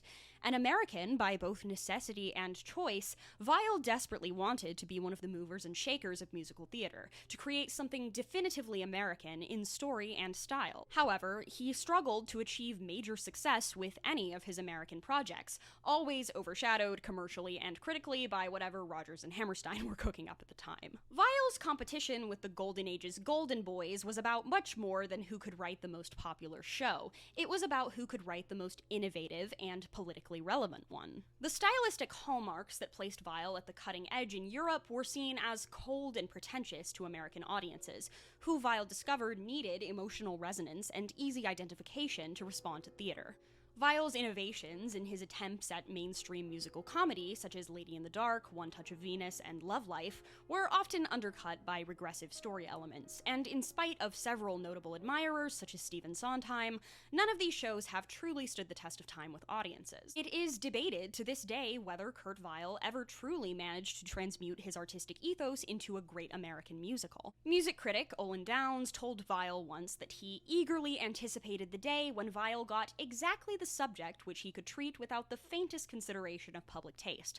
But Weill himself never saw the pursuit of a broad audience as anything less than noble. He understood that the classic composers he admired, Mozart, Verdi, and Puccini, were classic because their music participated in life and spoke to the universal human condition, and it was through this that he hoped to inspire theatergoers to strive for a better and fairer tomorrow. Though it struggled commercially in much the same ways as Weill's other American works, Street Scene is believed by many, including myself, to be the closest Weill ever came to achieving this goal. I highly recommend Naomi Gruber's book, Kurt Weill's America, if you're interested in learning more about Weill's repertoire and experiences as an immigrant composer.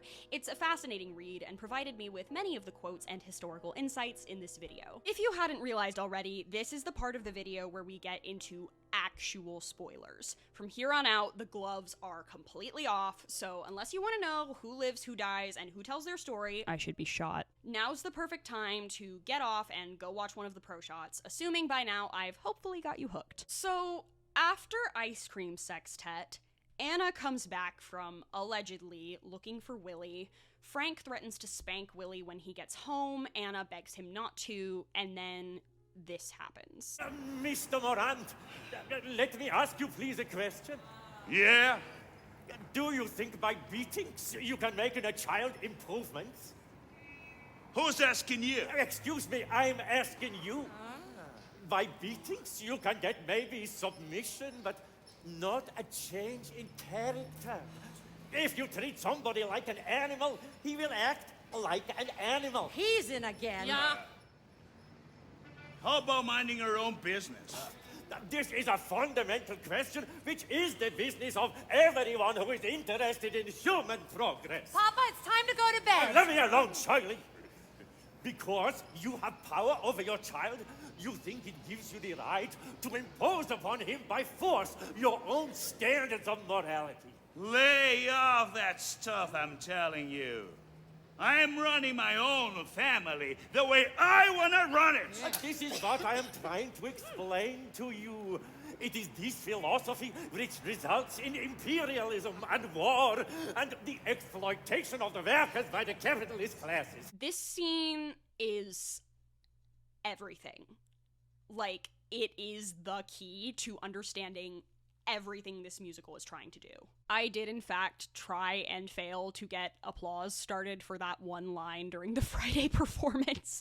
This is what I'm trying to explain to you. It's this philosophy which results in imperialism and war, and the exploitation of the workers in the capitalist classes. I wanted that line to be "Immigrants, we get the job done" so badly. I haven't talked much about Mr. Kaplan yet, but he's probably my favorite supporting character in Street Scene. People want bread, and they give them this for threats. Why the scandals in the capitalist press? Elmer Rice almost certainly based Kaplan on his grandfather, a retired German-Jewish political activist and staunch atheist who instilled in his grandson his progressive and pacifist politics. In the play, Kaplan is much more explicitly radical. He criticizes the hypocrisy of charities and the ineffectuality of unions and law enforcement, calls for the abolition of private property, and all but outright quotes, the workers must seize the means of production. Originally, when Frank lunges at Mr. Kaplan at the climax of their argument, it's because Mr. Kaplan starts talking about the disillusion of the nuclear family, stabbing right into the core of Frank's fears of abandonment and loss of control. However, for the same reasons that the rampant anti-Semitism present in Rice's street scene was significantly downplayed in Weill's, so too were Mr. Kaplan's politics. With the Red Scare on the rise, the most dangerous thing anyone could be in the United States was a communist, especially a Jewish communist. You better lay off with that red talk, or you're liable to get your head busted open! What Rice certainly intended to be an earnest portrayal of the far-left perspective could now be seen as perpetuating negative stereotypes of his own people. However, by centering Mr. Kaplan's political speeches on his pacifism rather than on his communism, he's allowed to take on a role that is perhaps even more radical, that of the canary in the coal mine, the one character who recognizes the violence baked into the tenement's culture before it's ultimately too late.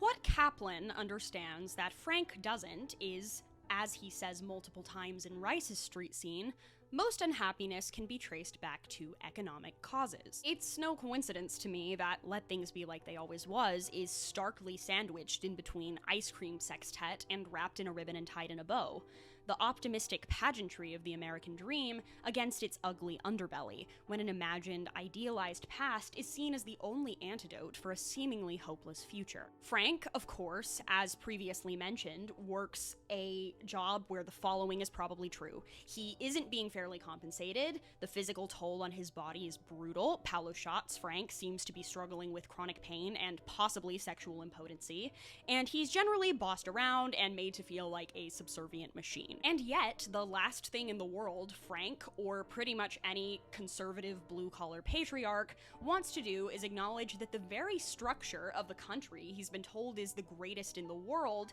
is rigged against him, because to do so would be to admit just how little control he actually has. Ah, the hell with all that radical hooey. I've been a working man all my life. I ain't got no kick against the system. Instead, men like Frank seize all the control they can at home, or blame foreigners and sexual deviants for everything that's wrong with society, because it's far less frightening to punch down than to punch up. And of course, healthy emotional processing be damned, because men who reject softness and introspection make much better cogs for capital. A frequent joke in my production of Street Scene was that, in the vein of the famous Snickers "You're Not You When You're Hungry" commercial, Frank wouldn't have been so awful if he'd just had some ice cream. He is notably absent from the sextet. Some productions have him sitting on stage sulking, the Madrid version has him pacing around looking for Anna, in others he's not on stage at all. In the play, he gets offered ice cream by Mr. Fiorentino, but turns it down because he's got a cigarette, which, if thinking a cigarette is a worthy replacement for ice cream isn't just a perfect summation of Frank's personality, I don't know what is. As silly as it is to say that ice cream is the antidote to all male abuse, there's a kernel of truth there in that Frank is actively cutting himself off from the communal bonds and simple pleasures that could make him a happier, more open-hearted person. It's the exact same situation during Wrapped in a Ribbon. The Frank in my production of Street Scene briefly made eye contact with me during Anna's dance with Mr. Fiorentino, then turned away because Frank just sort of can't handle seeing other people be happy. I found this Tumblr post a while back that I sadly can't credit because I don't know who posted it, but in my opinion, it diagnoses exactly what makes Frank such a deeply unhappy person better than I ever could. Lots of men grow up with this idea that they're supposed to die in battle. Men get off the Titanic last, so they find meaning in being of service in a manly way. This is usually accomplished by working jobs that destroy them, also resulting in the utter neglect of their education and relationships. The whole tradwife attitude revolves around this idea that since men are socially disposable but also sensitive creatures, the female companions in their lives should notice their hardships, appreciate their sacrifices, and support them by making up for their deficits. So you get these poor, hard-done-by men who see their daily misery as some screwed-up, noble sacrifice, and who generally don't spend time enjoying life outside of destructive, manly pursuits like after-work drinking, womanizing, and drugs. Or sports, because that's a proxy for masculine violence and another avenue to destroy your body and die in battle. Frank, as we've established at other points in this video, checks all of these boxes pretty perfectly. He works a grueling job that exacerbates his antisocial and anti-intellectual personality. He doesn't seem to do anything for pleasure except go to Callahan's to drink, and he essentially expects Anna to take all of his nastiness with a smile because he's sacrificed so much to provide for her materially, even if he's failed to provide for her emotionally. It's someone to be sort of nice to her that she wants. Sort of nice and gentle. The way she is to you, that's all it is. So she's got you handed the same way, has she? Stepping out with married men! And sadly, this is the same trap that so many working-class men who abide by traditional patriarchal family structures fall into. Their self- and societally imposed misery a contagion infecting their entire family. I am but a humble musician. There are obviously plenty other actual political analysts out there who are much more equipped to explain the intersection of capitalism and unhealthy masculinity than I am. That's not what this video is ultimately for. But Street Scene, a musical that premiered on Broadway in 1946, remains ahead of its time as a cautionary tale of how poverty and strict gender roles work together to create cycles of abuse. Anna doesn't speak up for the vast majority of this scene, only intervening when Frank lunges at Mr. Kaplan. But it's not hard to guess how she feels about his words, though her fear of Frank's retribution surely keeps her from contradicting him in public. We know her curiosity, her desire for harmony and understanding in the world. I think at least some part of her must be aware that the conditions Frank has to endure in order to be a provider are killing his soul and their family.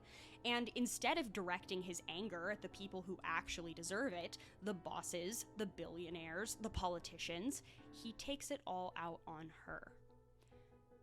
And all of the neighbors basically let him. The placement of Ice Cream Sextet right before the Frank Kaplan scene and Let Things Be Like They Always Was, the most joyous moment in Street Scene against one of its darkest, is significant for a lot of reasons, one of which being what I think is a very important function of the lighthearted filler moments in Street Scene. They serve to distract you from the fact that all of the neighbors are kind of horrible people. It's easy to forget when the Fiorentinos, Joneses, and Olsens drive some of Street Scene's most crowd-pleasing moments and are given so many opportunities to be charming, funny, and lovable that their primary source of heatwave entertainment is ripping apart the nicest woman on the block. Given that they've all seen how Frank is willing to treat Anna pretty publicly, you'd think they'd at least have some sympathy for her, but all they have to say in judgment of Frank is that he's not a real man if he tolerates his wife's infidelity. They may not be as outwardly vicious about it, but all of them are clearly buying into the same cultural lies that Frank is, otherizing Sam and Mr. Kaplan because to listen to them would be to admit how systematically screwed they all are. And if you was to divide up all the money in the country in 6 months, it would be right back where it is now. That's right, Mr. Maurrant. You said it. Who is talking about dividing money? We must have a new conception of society based upon human need, not human greed. And this will require maybe a revolution. Well, we don't want no revolution in this country, see? I know all about that stuff. Teaching kids there ain't no God, and that their grandfathers was monkeys. Atheism, like they got in Russia. No one in America is more lied to than the working poor. They're sold the patriotic nobility of wars so they'll be willing to be used as cannon fodder. They admire the very robber barons who keep them poor because they've been told, falsely, that they can also be robber barons if they just grind hard enough. Their leaders tell them that reading is an elitist, emasculating waste of time because there's nothing that terrifies the government more than an educated proletariat. I love the poorly educated. We're the the smartest people with the most loyal people. This is a group of people who have been conditioned to reject empathy, pacifism, and intellectual curiosity as red talk, who scapegoat their own neighbors rather than admit what's actually keeping all of them trapped with no upward mobility. And none of these characters are cartoon bigots who don't have a personality outside of racial slurs. They're your nice neighbors who have kids you babysit and bake you cookies, then complain about how maybe the eggs in the cookies wouldn't be so expensive if they just sent the undocumented family down the street back to Guatemala. Mrs. Jones is a perfect example. She'll call the black janitor lazy, then eat ice cream with him like it's nothing. She thinks foreigners are ruining America, but almost all of her friends are immigrants. We like these people. We relate to them. We know people like them. And some of us might even be them. Street Scene is all too aware of how the cultural and economic pressures of living under capitalism bear down twice as harshly on women. We see the Hildebrands evicted from their home because Mrs. Hildebrand's husband, on whom she was financially dependent, left her for another woman, showing the devastating intersecting impacts of capitalism and patriarchy. Casual misogyny abounds in every corner of Street Scene, even the numbers that are, on the surface, meant to be joyful and fun. The comic aria is a man belittling his wife's struggles with pregnancy. The setup for the sexy, jazzy dance number is a guy taunting his girlfriend into getting drunk and having sex with him. Even in Wrapped in a Ribbon, when Jenny has just won a prestigious academic prize, the only future any of her neighbors care to imagine for her is to marry a rich man and give him babies.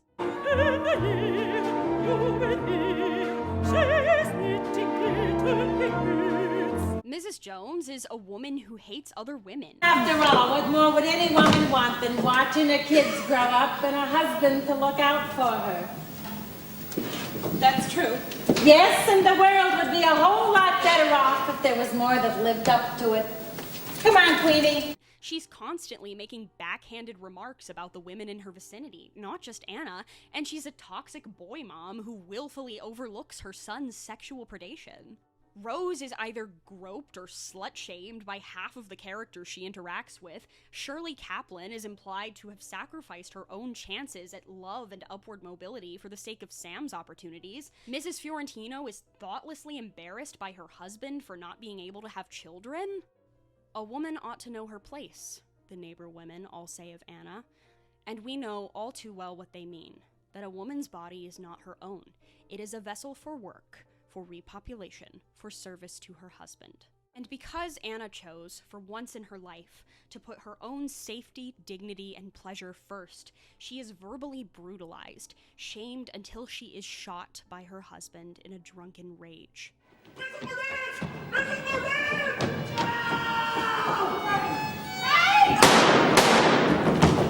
For Christ's sake, what the hell happened?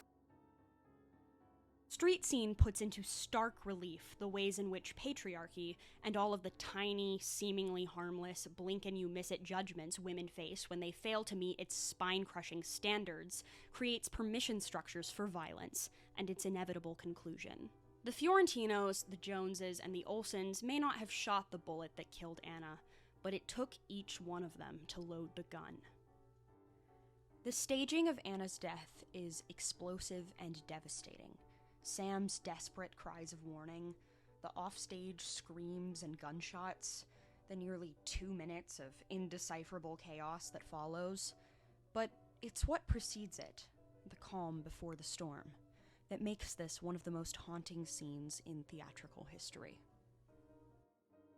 A distant tenor hawks strawberries while a violin scratches out Dvorak from inside the Fiorentino's apartment, almost taunting, daring the audience to imagine what's coming. A city marshal comes by with a dispossess warrant for the Hildebrands, casually announcing that he'll have to dump their furniture on the sidewalk. A presumably homeless man calls out for old clothes before being callously dismissed by Mrs. Jones. And a bitter, broken, angry man comes home drunk and shoots his wife. Man kills his soulmate, throws it in the gutter. 15-year-old daughter bends up her mother. Anna's death, tragic as it is most tragic of all for how everyday it is. Just another casualty of the pressure cooker of poverty. Just another failure of the American dream. I'm filming this last third or so of the video on day 2, so forgive the broken hair continuity. If you're seriously interested in musical theater, opera, or film scores, chances are you're probably familiar with the concept of leitmotifs, or a musical theme used to represent a person, place, thing, or idea. Leitmotifs were first popularized by Wagner in the operatic world, with Rodgers and Hammerstein continuing the tradition in musical theater and Stephen Sondheim advancing it further. Most of the leitmotifs in Street Scene are fairly self-explanatory in terms of who and what they represent. Gee, I wonder why What Good Would the Moon Be could possibly be playing during Rose's first conversation with Sam. But there are a few themes with genuinely inspired developments that I do think merit deeper discussion. Anna and Frank are the most operatic characters in the musical, like I mentioned, so it makes sense that they have the most varied and interesting selection of leitmotifs that do the most heavy lifting in terms of subtext. However, there is one other leitmotif I'd like to discuss, which happens to be the very first thing you hear in the entire show.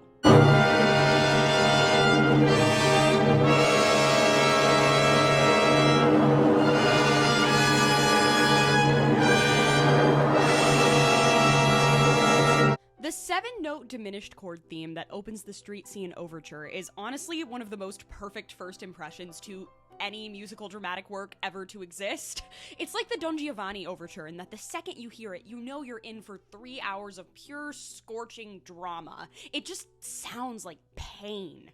This melody is probably most recognizable as the chorus of Lonely House, in which it has a smoother, less discordant treatment, melancholy as opposed to blistering anguish. You also hear it in an altered, purely operatic form when Sam reacts to Mrs. Buchanan's screams of agony as she gives birth to her baby.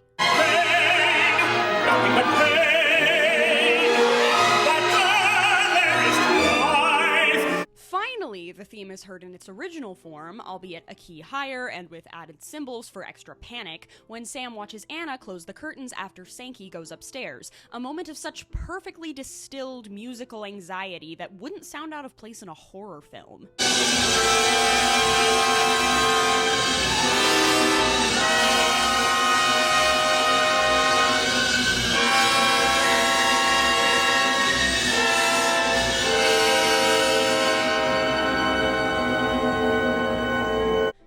Could definitely be referred to as Sam's theme, since it shows up exclusively in scenes featuring him, but since it literally opens the show, I think it's meant to represent something a bit more universal.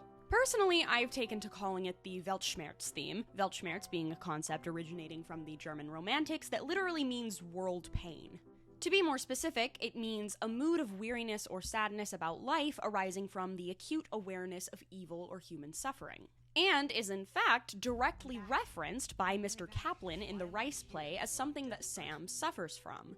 Sam is the character in Street Scene who seems most sensitive to the pain of others and the existential horror of the human condition, and this theme plays in the moments where he experiences this. It's used to convey the agony of his own isolation from his community, but it's also used to convey the empathetic pain that he feels for Mrs. Buchanan and Anna. It's hard to imagine a more fitting theme to encapsulate the agony of the human condition, and thus, Street Scene itself. Anna has 3 main leitmotifs, all of which are derived from different sections of Somehow I Never Could Believe. There's the haunting, lush melody that starts and finishes the song. We'll call it the Somehow theme for the sake of simplicity.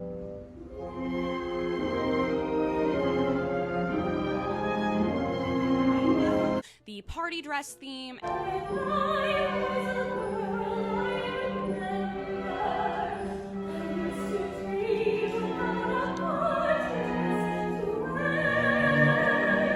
This bouncy, joyful 7-note flourish. In the context of the aria itself, the latter 2 themes represent Anna's nostalgia and enduring hopes for the future, respectively, while the main theme always brings us back to cold, hard reality. For example, this contrast is used to devastating effect when Anna sings about the flower from her wedding bouquet. On the day that we were married, I took a flower from my bouquet.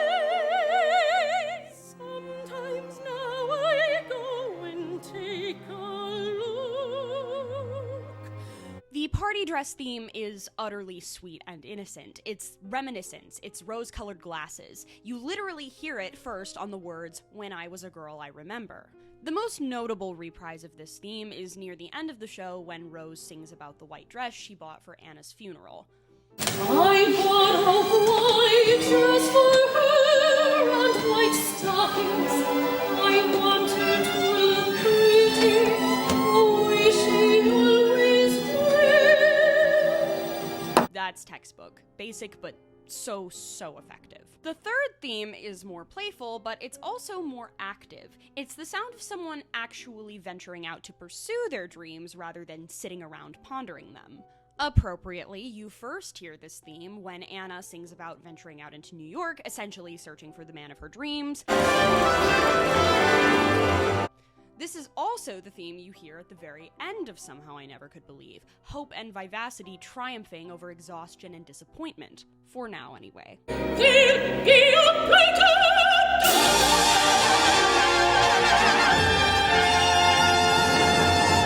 You hear a combination of these themes in the scene following Somehow I Never Could Believe, where you meet Mr. Sankey. You also hear a little bit of There's Got to Be a Little Happiness Somewhere, which, of course, carries strong subtextual implications.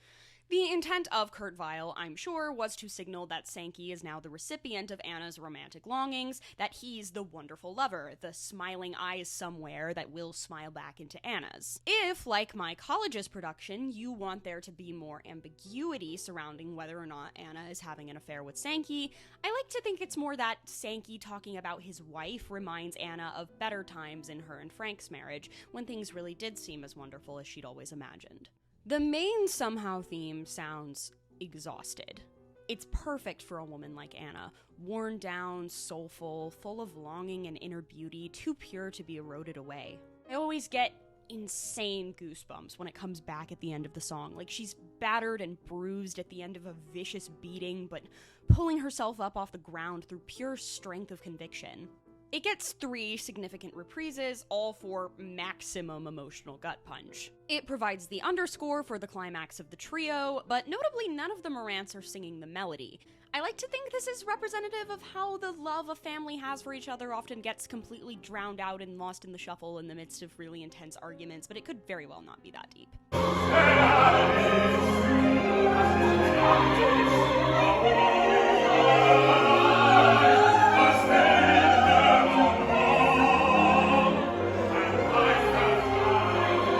Also hear it when Rose tells Sam how Anna never had anyone to really love her. What can I do, Sam? You see, my father's always been sort of strict. And right before the nursemaids duet, I forgot because it's so subtle. Oh, and at the beginning of Anna and Rose's section of the trio, after Frank leaves. The neighborhood sings a full choral reprise after Anna gets carried off on the stretcher, which is fairly self-explanatory, but so gorgeous. Oh my god, I cry every time.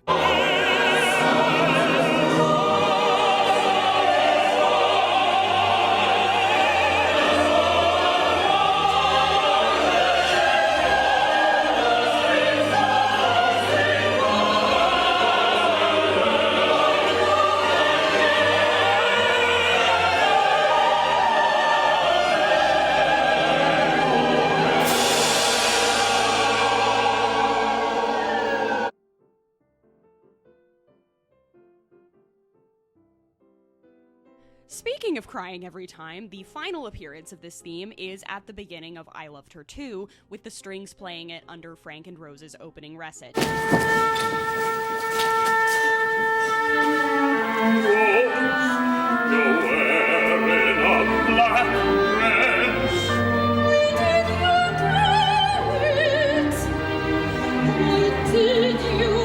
Frank Maurrant, you will never get away from the sound of the woman that loves you. One of my favorite discoveries from Kurt Weill's America was the very intentional musical connections between Anna and Sam, who Kurt Weill clearly saw as representing street scene's moral center.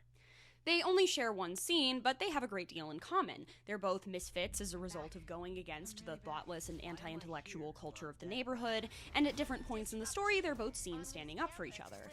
The overture is a combination of the Lonely House / Weltschmerz theme and the Wonderful Lover theme.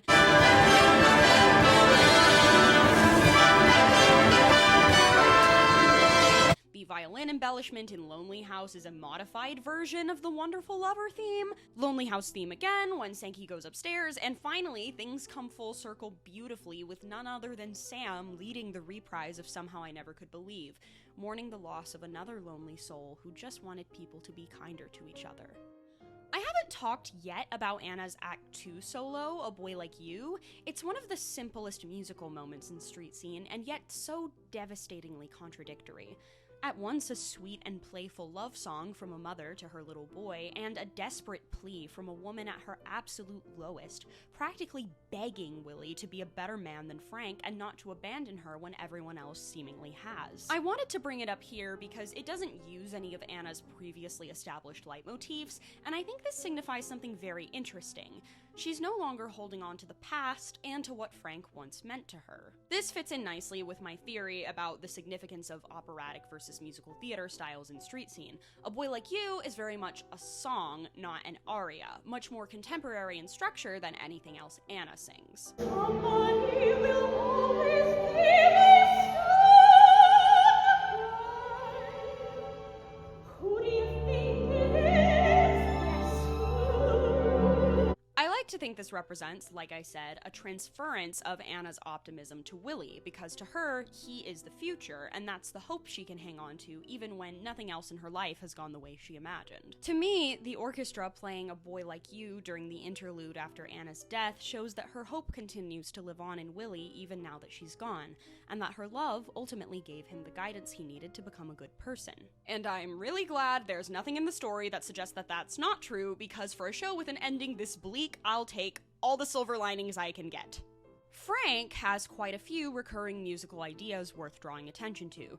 There's the aforementioned thumpy Stravinsky thing, the my kids are gonna be brought up right theme, which consistently shows up when Frank is trying to assert control. My kids are gonna be brought up right. I talk any way I want. Those stabby, syncopated orchestra hits with the ascending trombone line when he's having his biggest crash outs. The world is going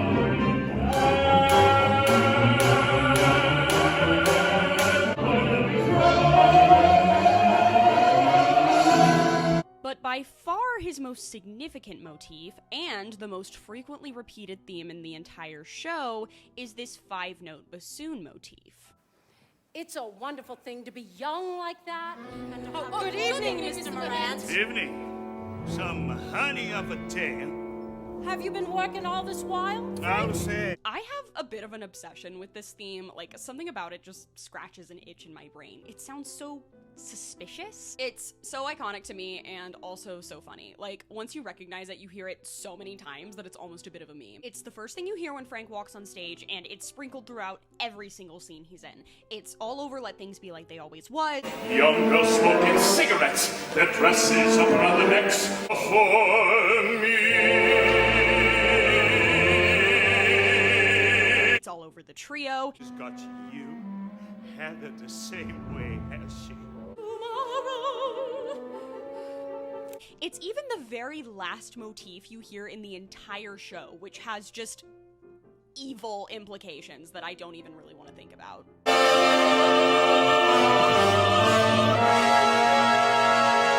My friend Casey, who played Frank in the previous OCU production of Street Scene, has this incredible 14-minute vlog on his old YouTube channel where he talks about playing Frank, and he made this really interesting point. It's almost a joke. I think most people try to make sure he's like, oh, you're scared of Frank. But I think it's okay to think Frank's a little funny for being how stern he is and how he always repeats himself, and he's so predictable in the same manner all the time. Now what I'm telling you is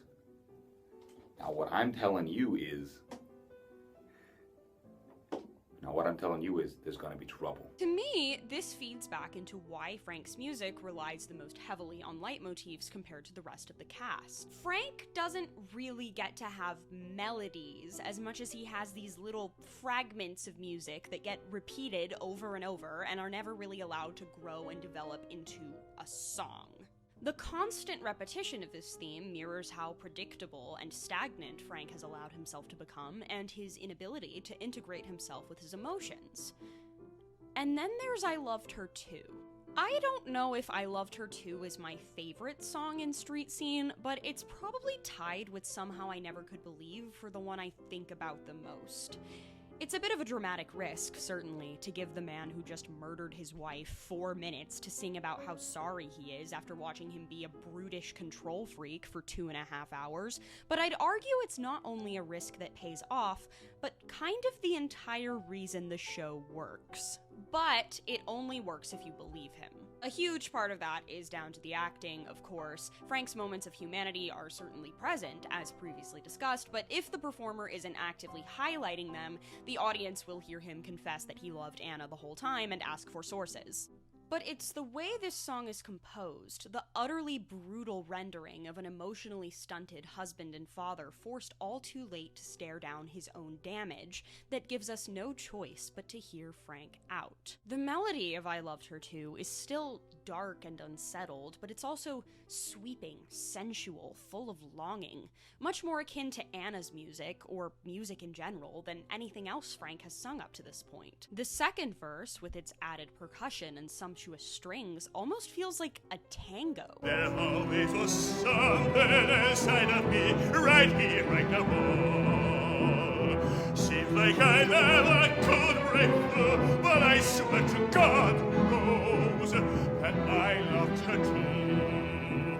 I loved her too.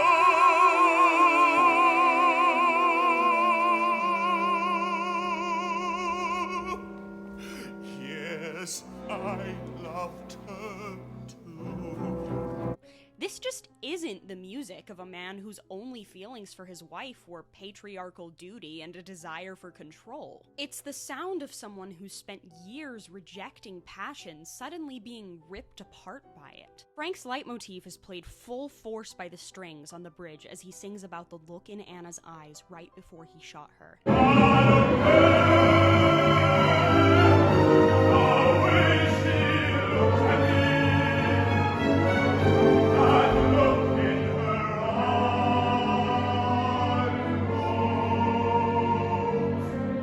Then for the first and only time in the whole show, it's sung. Practically screamed at him by the ensemble, his demons that have been just under the surface, lurking in the underscore, finally coming out to mock him. I love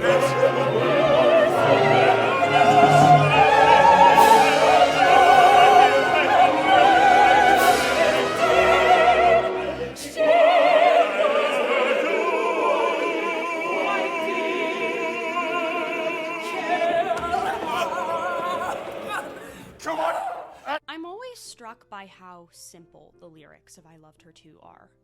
Frank doesn't have a college education like Sam, he doesn't have literary inclinations like Anna, he pretty much only knows how to express his feelings in the bluntest, most elementary terms. Anna, Rose, and Sam are all given solos with completely original lyrics because they're all capable of introspection, while almost everything Frank sings is copied directly from the original play because he's not capable of delving any deeper into himself. He probably thinks things like perfect rhyme schemes and poetic language are a foolish, unmanly waste of time. There are no eloquent metaphors in I Loved Her Too, no particularly inventive imagery, only pure, unvarnished recollections of feeling and pleas for understanding. I couldn't stand to see nobody taking her away from me. I must have been crazy. I oughtn't have done it. There's something clumsy, almost childlike about it, like he's taking his first steps. The idea of someone having a wall built up inside them is the oldest metaphor in the book for emotional repression, and yet the very fact that Frank admits that to himself is earth-shattering. If Frank's mea culpa had the same writerly panache as What Good Would the Moon Be, it would ring completely hollow and manipulative. But instead, it's flailing, fragmented, brutally human in its imperfection. A perfect portrayal of a shattered, confused man who's clearly never done a lot of introspection, just grasping at what led him to do something so awful to someone he loved so much. Student audiences at OCU are typically very enthusiastic, sometimes to a fault. It's very rare that you'll hear a song without at least a couple of whoops, even ones that are probably too sad for that to be appropriate. Street Scene was no exception. At the open dress, every song that allowed for it was met with the kind of ovations you'd expect at a production of Wicked. There was maybe one person in the audience who whooped after I Loved Her Too. On Friday, there were only claps. Saturday and Sunday, total silence.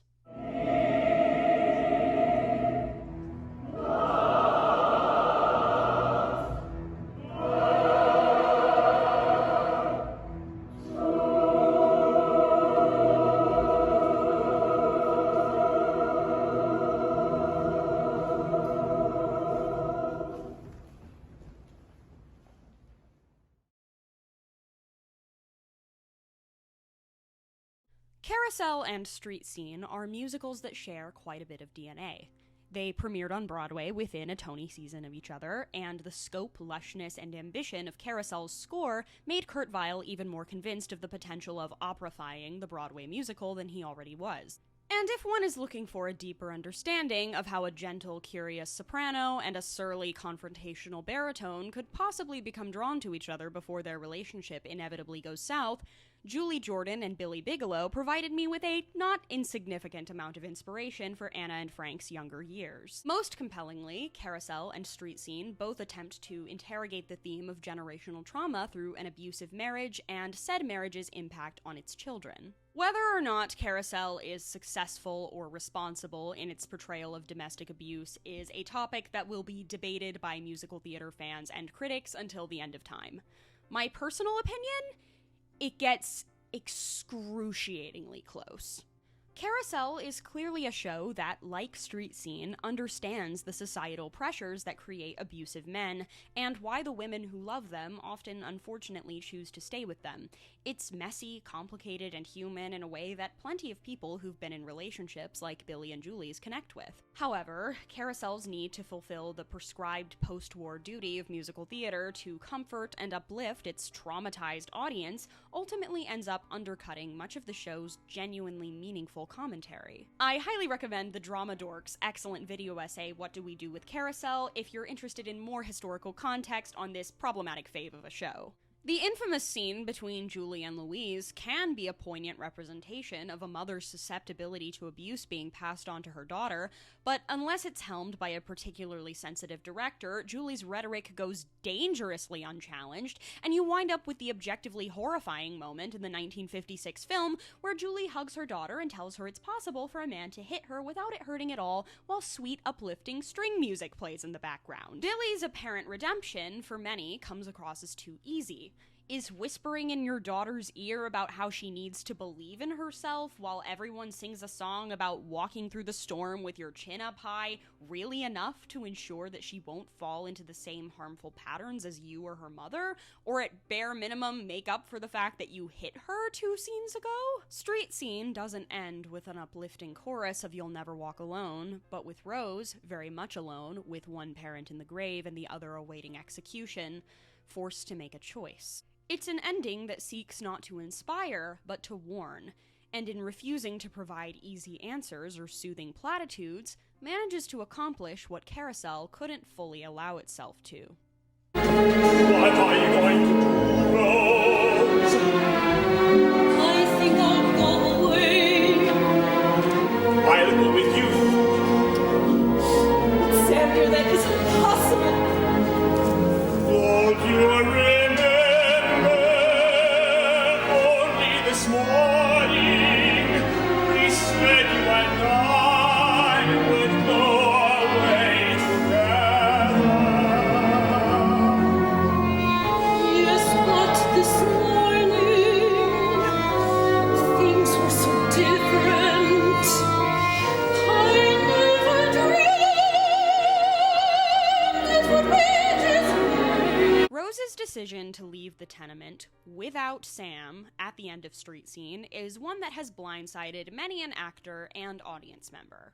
How could she lead him on like that, with so little regard for his feelings? Cried the actors playing Sam in the production I was in, one of whom was dating the girl who played Rose and would now have to be broken up with by his real-life girlfriend on stage. The show's already so depressing. Why make things even more hopeless by splitting up the couple we've spent the last hour and a half rooting for? All very valid questions, but I think the question Street Scene wants us to be asking is, should we have been rooting for Sam and Rose to begin with? I don't think it's that much of a stretch to say that even in a version of Street Scene where Rose is actively interested in romance, she does not love Sam with the same level of intensity and commitment that he loves her. It is arguably the interpretation that is most supported by the text, ironically by the very song that, on the surface, seems most desperate to prove to the audience that Rose and Sam are meant to be together. Everything about We'll Go Away Together feels almost too good to be true.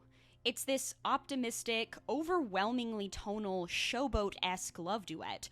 Gorgeous, yes, but devoid of the crunch and melancholy of any of Sam and Rose's other music. It almost feels like it's from a different show. But there's a bit more to it than just this song being the white man's Wheels of a Dream, another classic soaring, hopeful duet before everything goes to shit. There's a sense that, like with Street Scene's other upbeat numbers, the lush, joyful music is misdirecting us from something. If you really pay attention to how the lyrics of this song are distributed, you'll notice that Sam is the one putting a lot of emphasis on the together part, while Rose is much more focused on the going away. The most obvious example is the last line of the song. Sam calls Rose my love, and Rose simply says, we too.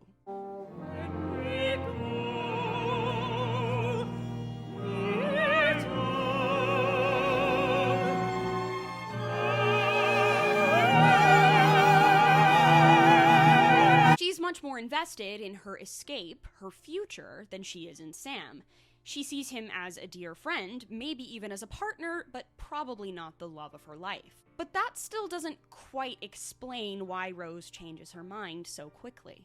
Rose is obviously traumatized. I don't think anyone would consider the day after you watched your father get sent to the electric chair for shooting your mother to be a good day to start a relationship, no matter how much you love the person in question. This is a girl who has no positive role models for what love is meant to look like, least of all her parents. Her belief that it's possible for marriage to be a thing of safety and happiness is probably going to be shattered for a long time. But all of that is still incredibly difficult for the audience to accept because the story really seems like it's setting Sam up as the proverbial only exception. Which brings me to the single most mind-blowing, sick and twisted, evil leitmotif usage in the entire show.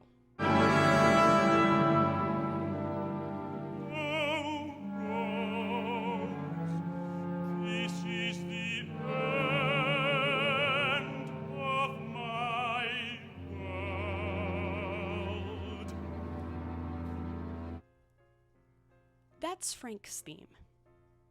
The implication of this very specific musical choice, which has previously only ever been used to represent one character, being used under Sam's last sung line in the show, is one that might at first come across as a bit extreme. How could sweet, sensitive Sam whose personality and values are the opposite of Frank's in every way, possibly have that same darkness inside him? Sure, in the moment, he's reacting badly to his only friend, the girl he loves, seemingly abandoning him, but he'd never kill someone, right?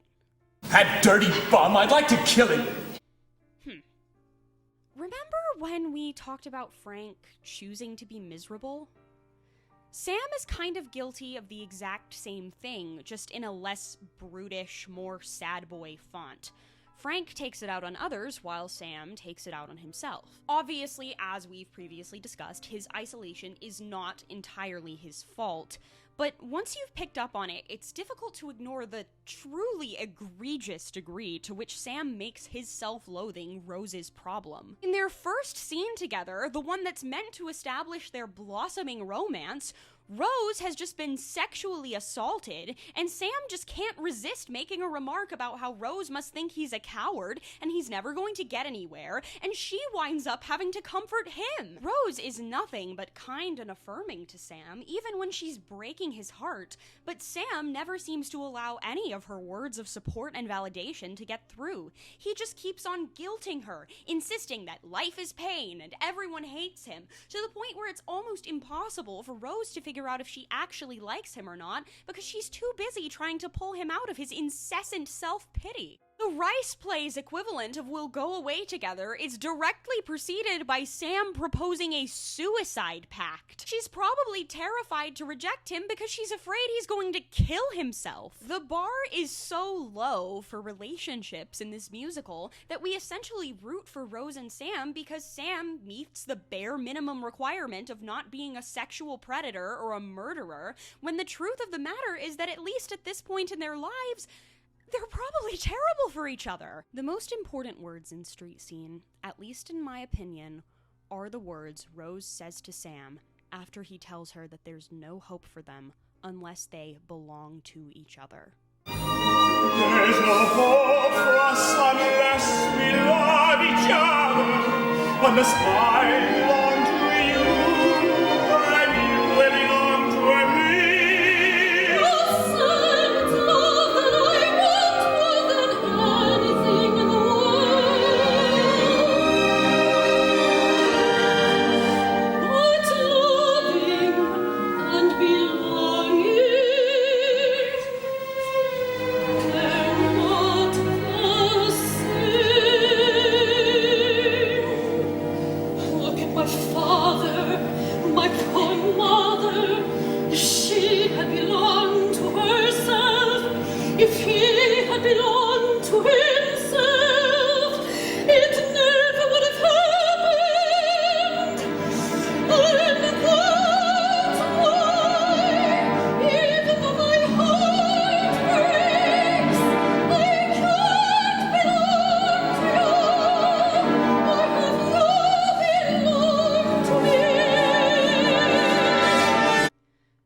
The message of Street Scene every bit as much as Lonely House is, that as long as marriage is an institution of ownership, violence, whether physical or emotional, is inevitable. To assume that Anna and Frank's marriage has always been as bitter and emotionally distant as it is in Street Scene is not only the most boring possible interpretation, but it's also, in my opinion, not really what the text is telling us. I think that it's highly likely, based on what Rose says in both the play and musical versions of this scene, that Anna and Frank, when they first became a couple, were under a set of circumstances that resulted in them becoming highly codependent. Possibly Anna becoming pregnant with Rose out of wedlock. I think that's a perfectly reasonable theory to have. Frank has to buckle down and provide for his young family. Anna never really gets a chance to explore her dreams outside of being a wife and a mother, and they're both stuck in an enmeshment that's doomed to turn sour. Rose immediately attaching herself to Sam right after her life as she knows it has just been blown to pieces could just as easily be a similarly damning decision. Anna's optimism and idealism are her greatest qualities, but they are also her fatal flaws. It's not difficult to imagine a younger Anna meeting a younger Frank, brooding and mad at the world and desperately in need of a hug, and thinking, I can fix him! She was just a girl who wanted to make the world a singing, happy place, one person at a time, and people like that, unfortunately, are often all too willing to overlook red flags when they believe someone needs them. I can just so easily picture Frank once upon a time defending Anna from some creep's advances, only to immediately go on a tirade about how everyone hates him and she probably hates him too. And Rose, for all her toughness and practicality, is still all too similar to her mother. Both of them just wanted to be loved, to have a better future than what their upbringing promised them. And Rose, whether or not she's in love with Sam, truly seems to want him to be happy. But his happiness, as Rose realizes, is something that Sam will have to find for himself in order to be a good partner, not something that Rose can provide for him. In my university's production of Street Scene, Sam was directed in the final scene to become increasingly demanding and insistent with Rose, culminating in Rose recoiling away from him in horror at the sight of the same controlling, possessive darkness she'd once seen in her father, now present in the one man she thought she felt safe with. I don't want to make it sound like I think it's inevitable that Sam will become an abuser. I love Sam. I spent a whole section of this video talking about his many sympathetic qualities. But to end up with a girl he's essentially guilted into thinking she wants to be with him could very well only send him even further down a dangerous path of misery and entitlement. It's not as far of a shot as one may think from "we must be together" to "a woman's got a right to stay in her own home." Sam and Rose, as much as we want them to be, are not the antithesis to Frank and Anna, but their parallel. Two hopeful women and the unhappy men they're doomed to destroy themselves trying to save. But Rose realizes the trap she's in all on her own and chooses to break the cycle before it's too late to get out. It's grim, but in a way much more satisfying than the ending of Carousel, and an ending that delivers a shockingly progressive message. So many musicals of this time glorify women performing emotional labor for their unavailable or outright cruel male partners, sometimes even at the cost of their own lives. But Street Scene dares to say that women shouldn't be held responsible for men's happiness, and that romance shouldn't come at the cost of one's safety and dignity.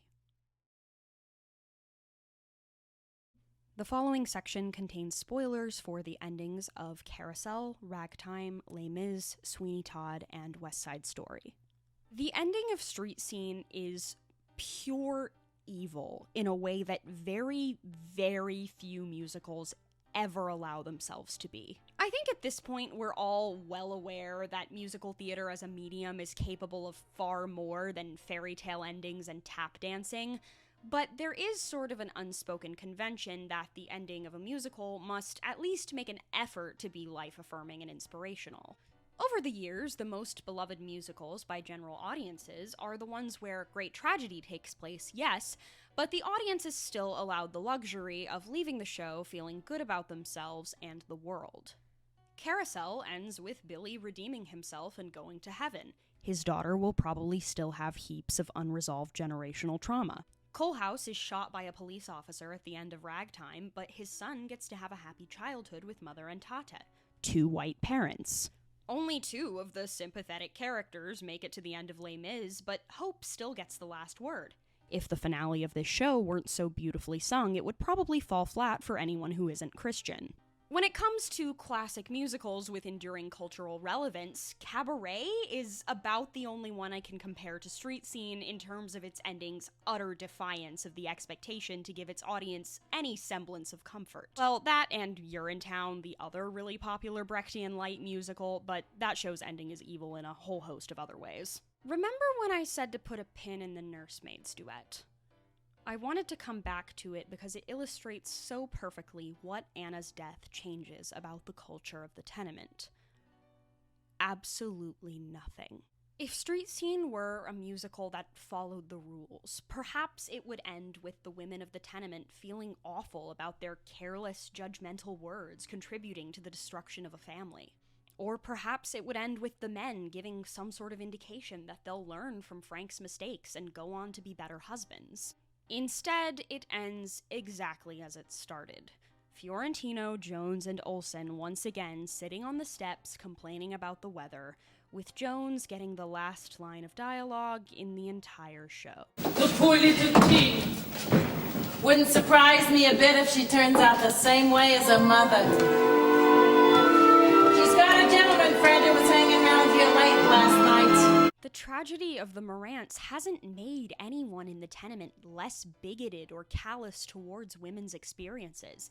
If anything, it's probably made a lot of them double down even more, since now they can just say, well, that's just what wives get if they defy the authority of their husbands. Oh boy, that guy Maurrant looks mad. I wonder where that wife he had. The only person who learns anything from the tragedy is Rose, and maybe Sam if he doesn't kill himself first. Even West Side Story ends with Maria giving a grief-stricken monologue to the Jets and Sharks about how their hate for each other is only going to lead to more senseless deaths.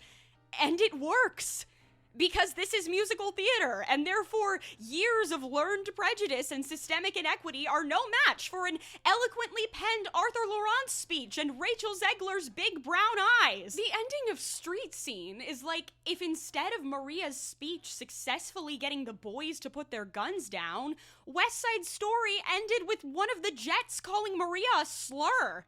I don't want to sound like I'm dragging musicals that seek to uplift. Every single show I used as an example is one of my favorites, nor do I want to make it sound like I believe people are incapable of real meaningful change. However, Street Scene's ending does something that the vast majority of musicals aren't brave enough to do. It shows us that more often than any of us would like to believe, individual tragedies and individual choices aren't enough. The suffering experienced by every single one of the characters in Street Scene is a result of deeply rooted issues with the economy, with education, with culture itself. And we must acknowledge that those things need changing and do what we can to push that along in order to have a hope of changing our neighbors and ourselves. The very things about Street Scene I love most, its complexity, its sprawling cast, its genre anarchy, its unflinching socio-political honesty, are probably the very reasons why it has unfortunately not claimed a place alongside the other great American musicals. But they're also the reasons why I think plenty in today's theater audiences would welcome it with open arms. Considering that in our current culture, the US seems determined to create as many future Frank Maurrants as possible, I kind of think we need Street Scene now more than ever. I've put so much time and effort into this video in spite of knowing that a movie-length video essay about an obscure-ish musical from the 1940s isn't going to get me any money or clout, because if Street Scene can change even one more person's life the way it did mine, it will have been worth it. It's a show that demands its audience's attention, compassion, and responsibility. It's a cautionary tale of the horrors that take place when we allow our emotional and cultural wounds to fester, but it also shows us many quiet but tangible ways to treat them. Be a good neighbor. Stand up to bullies. Read books and eat ice cream. Feed your community, your mind, and your soul. In a world of Mrs. Joneses, be an Anna. Unless people are taking advantage of your kindness, then definitely be a Rose. Like Street Scene, this video ends as it began, with a Langston Hughes poem. I am so tired of waiting, aren't you? For the world to become good and beautiful and kind?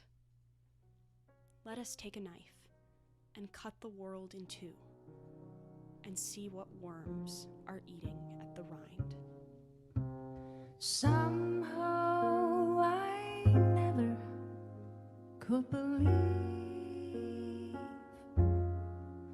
that life was meant to be all dull and gray.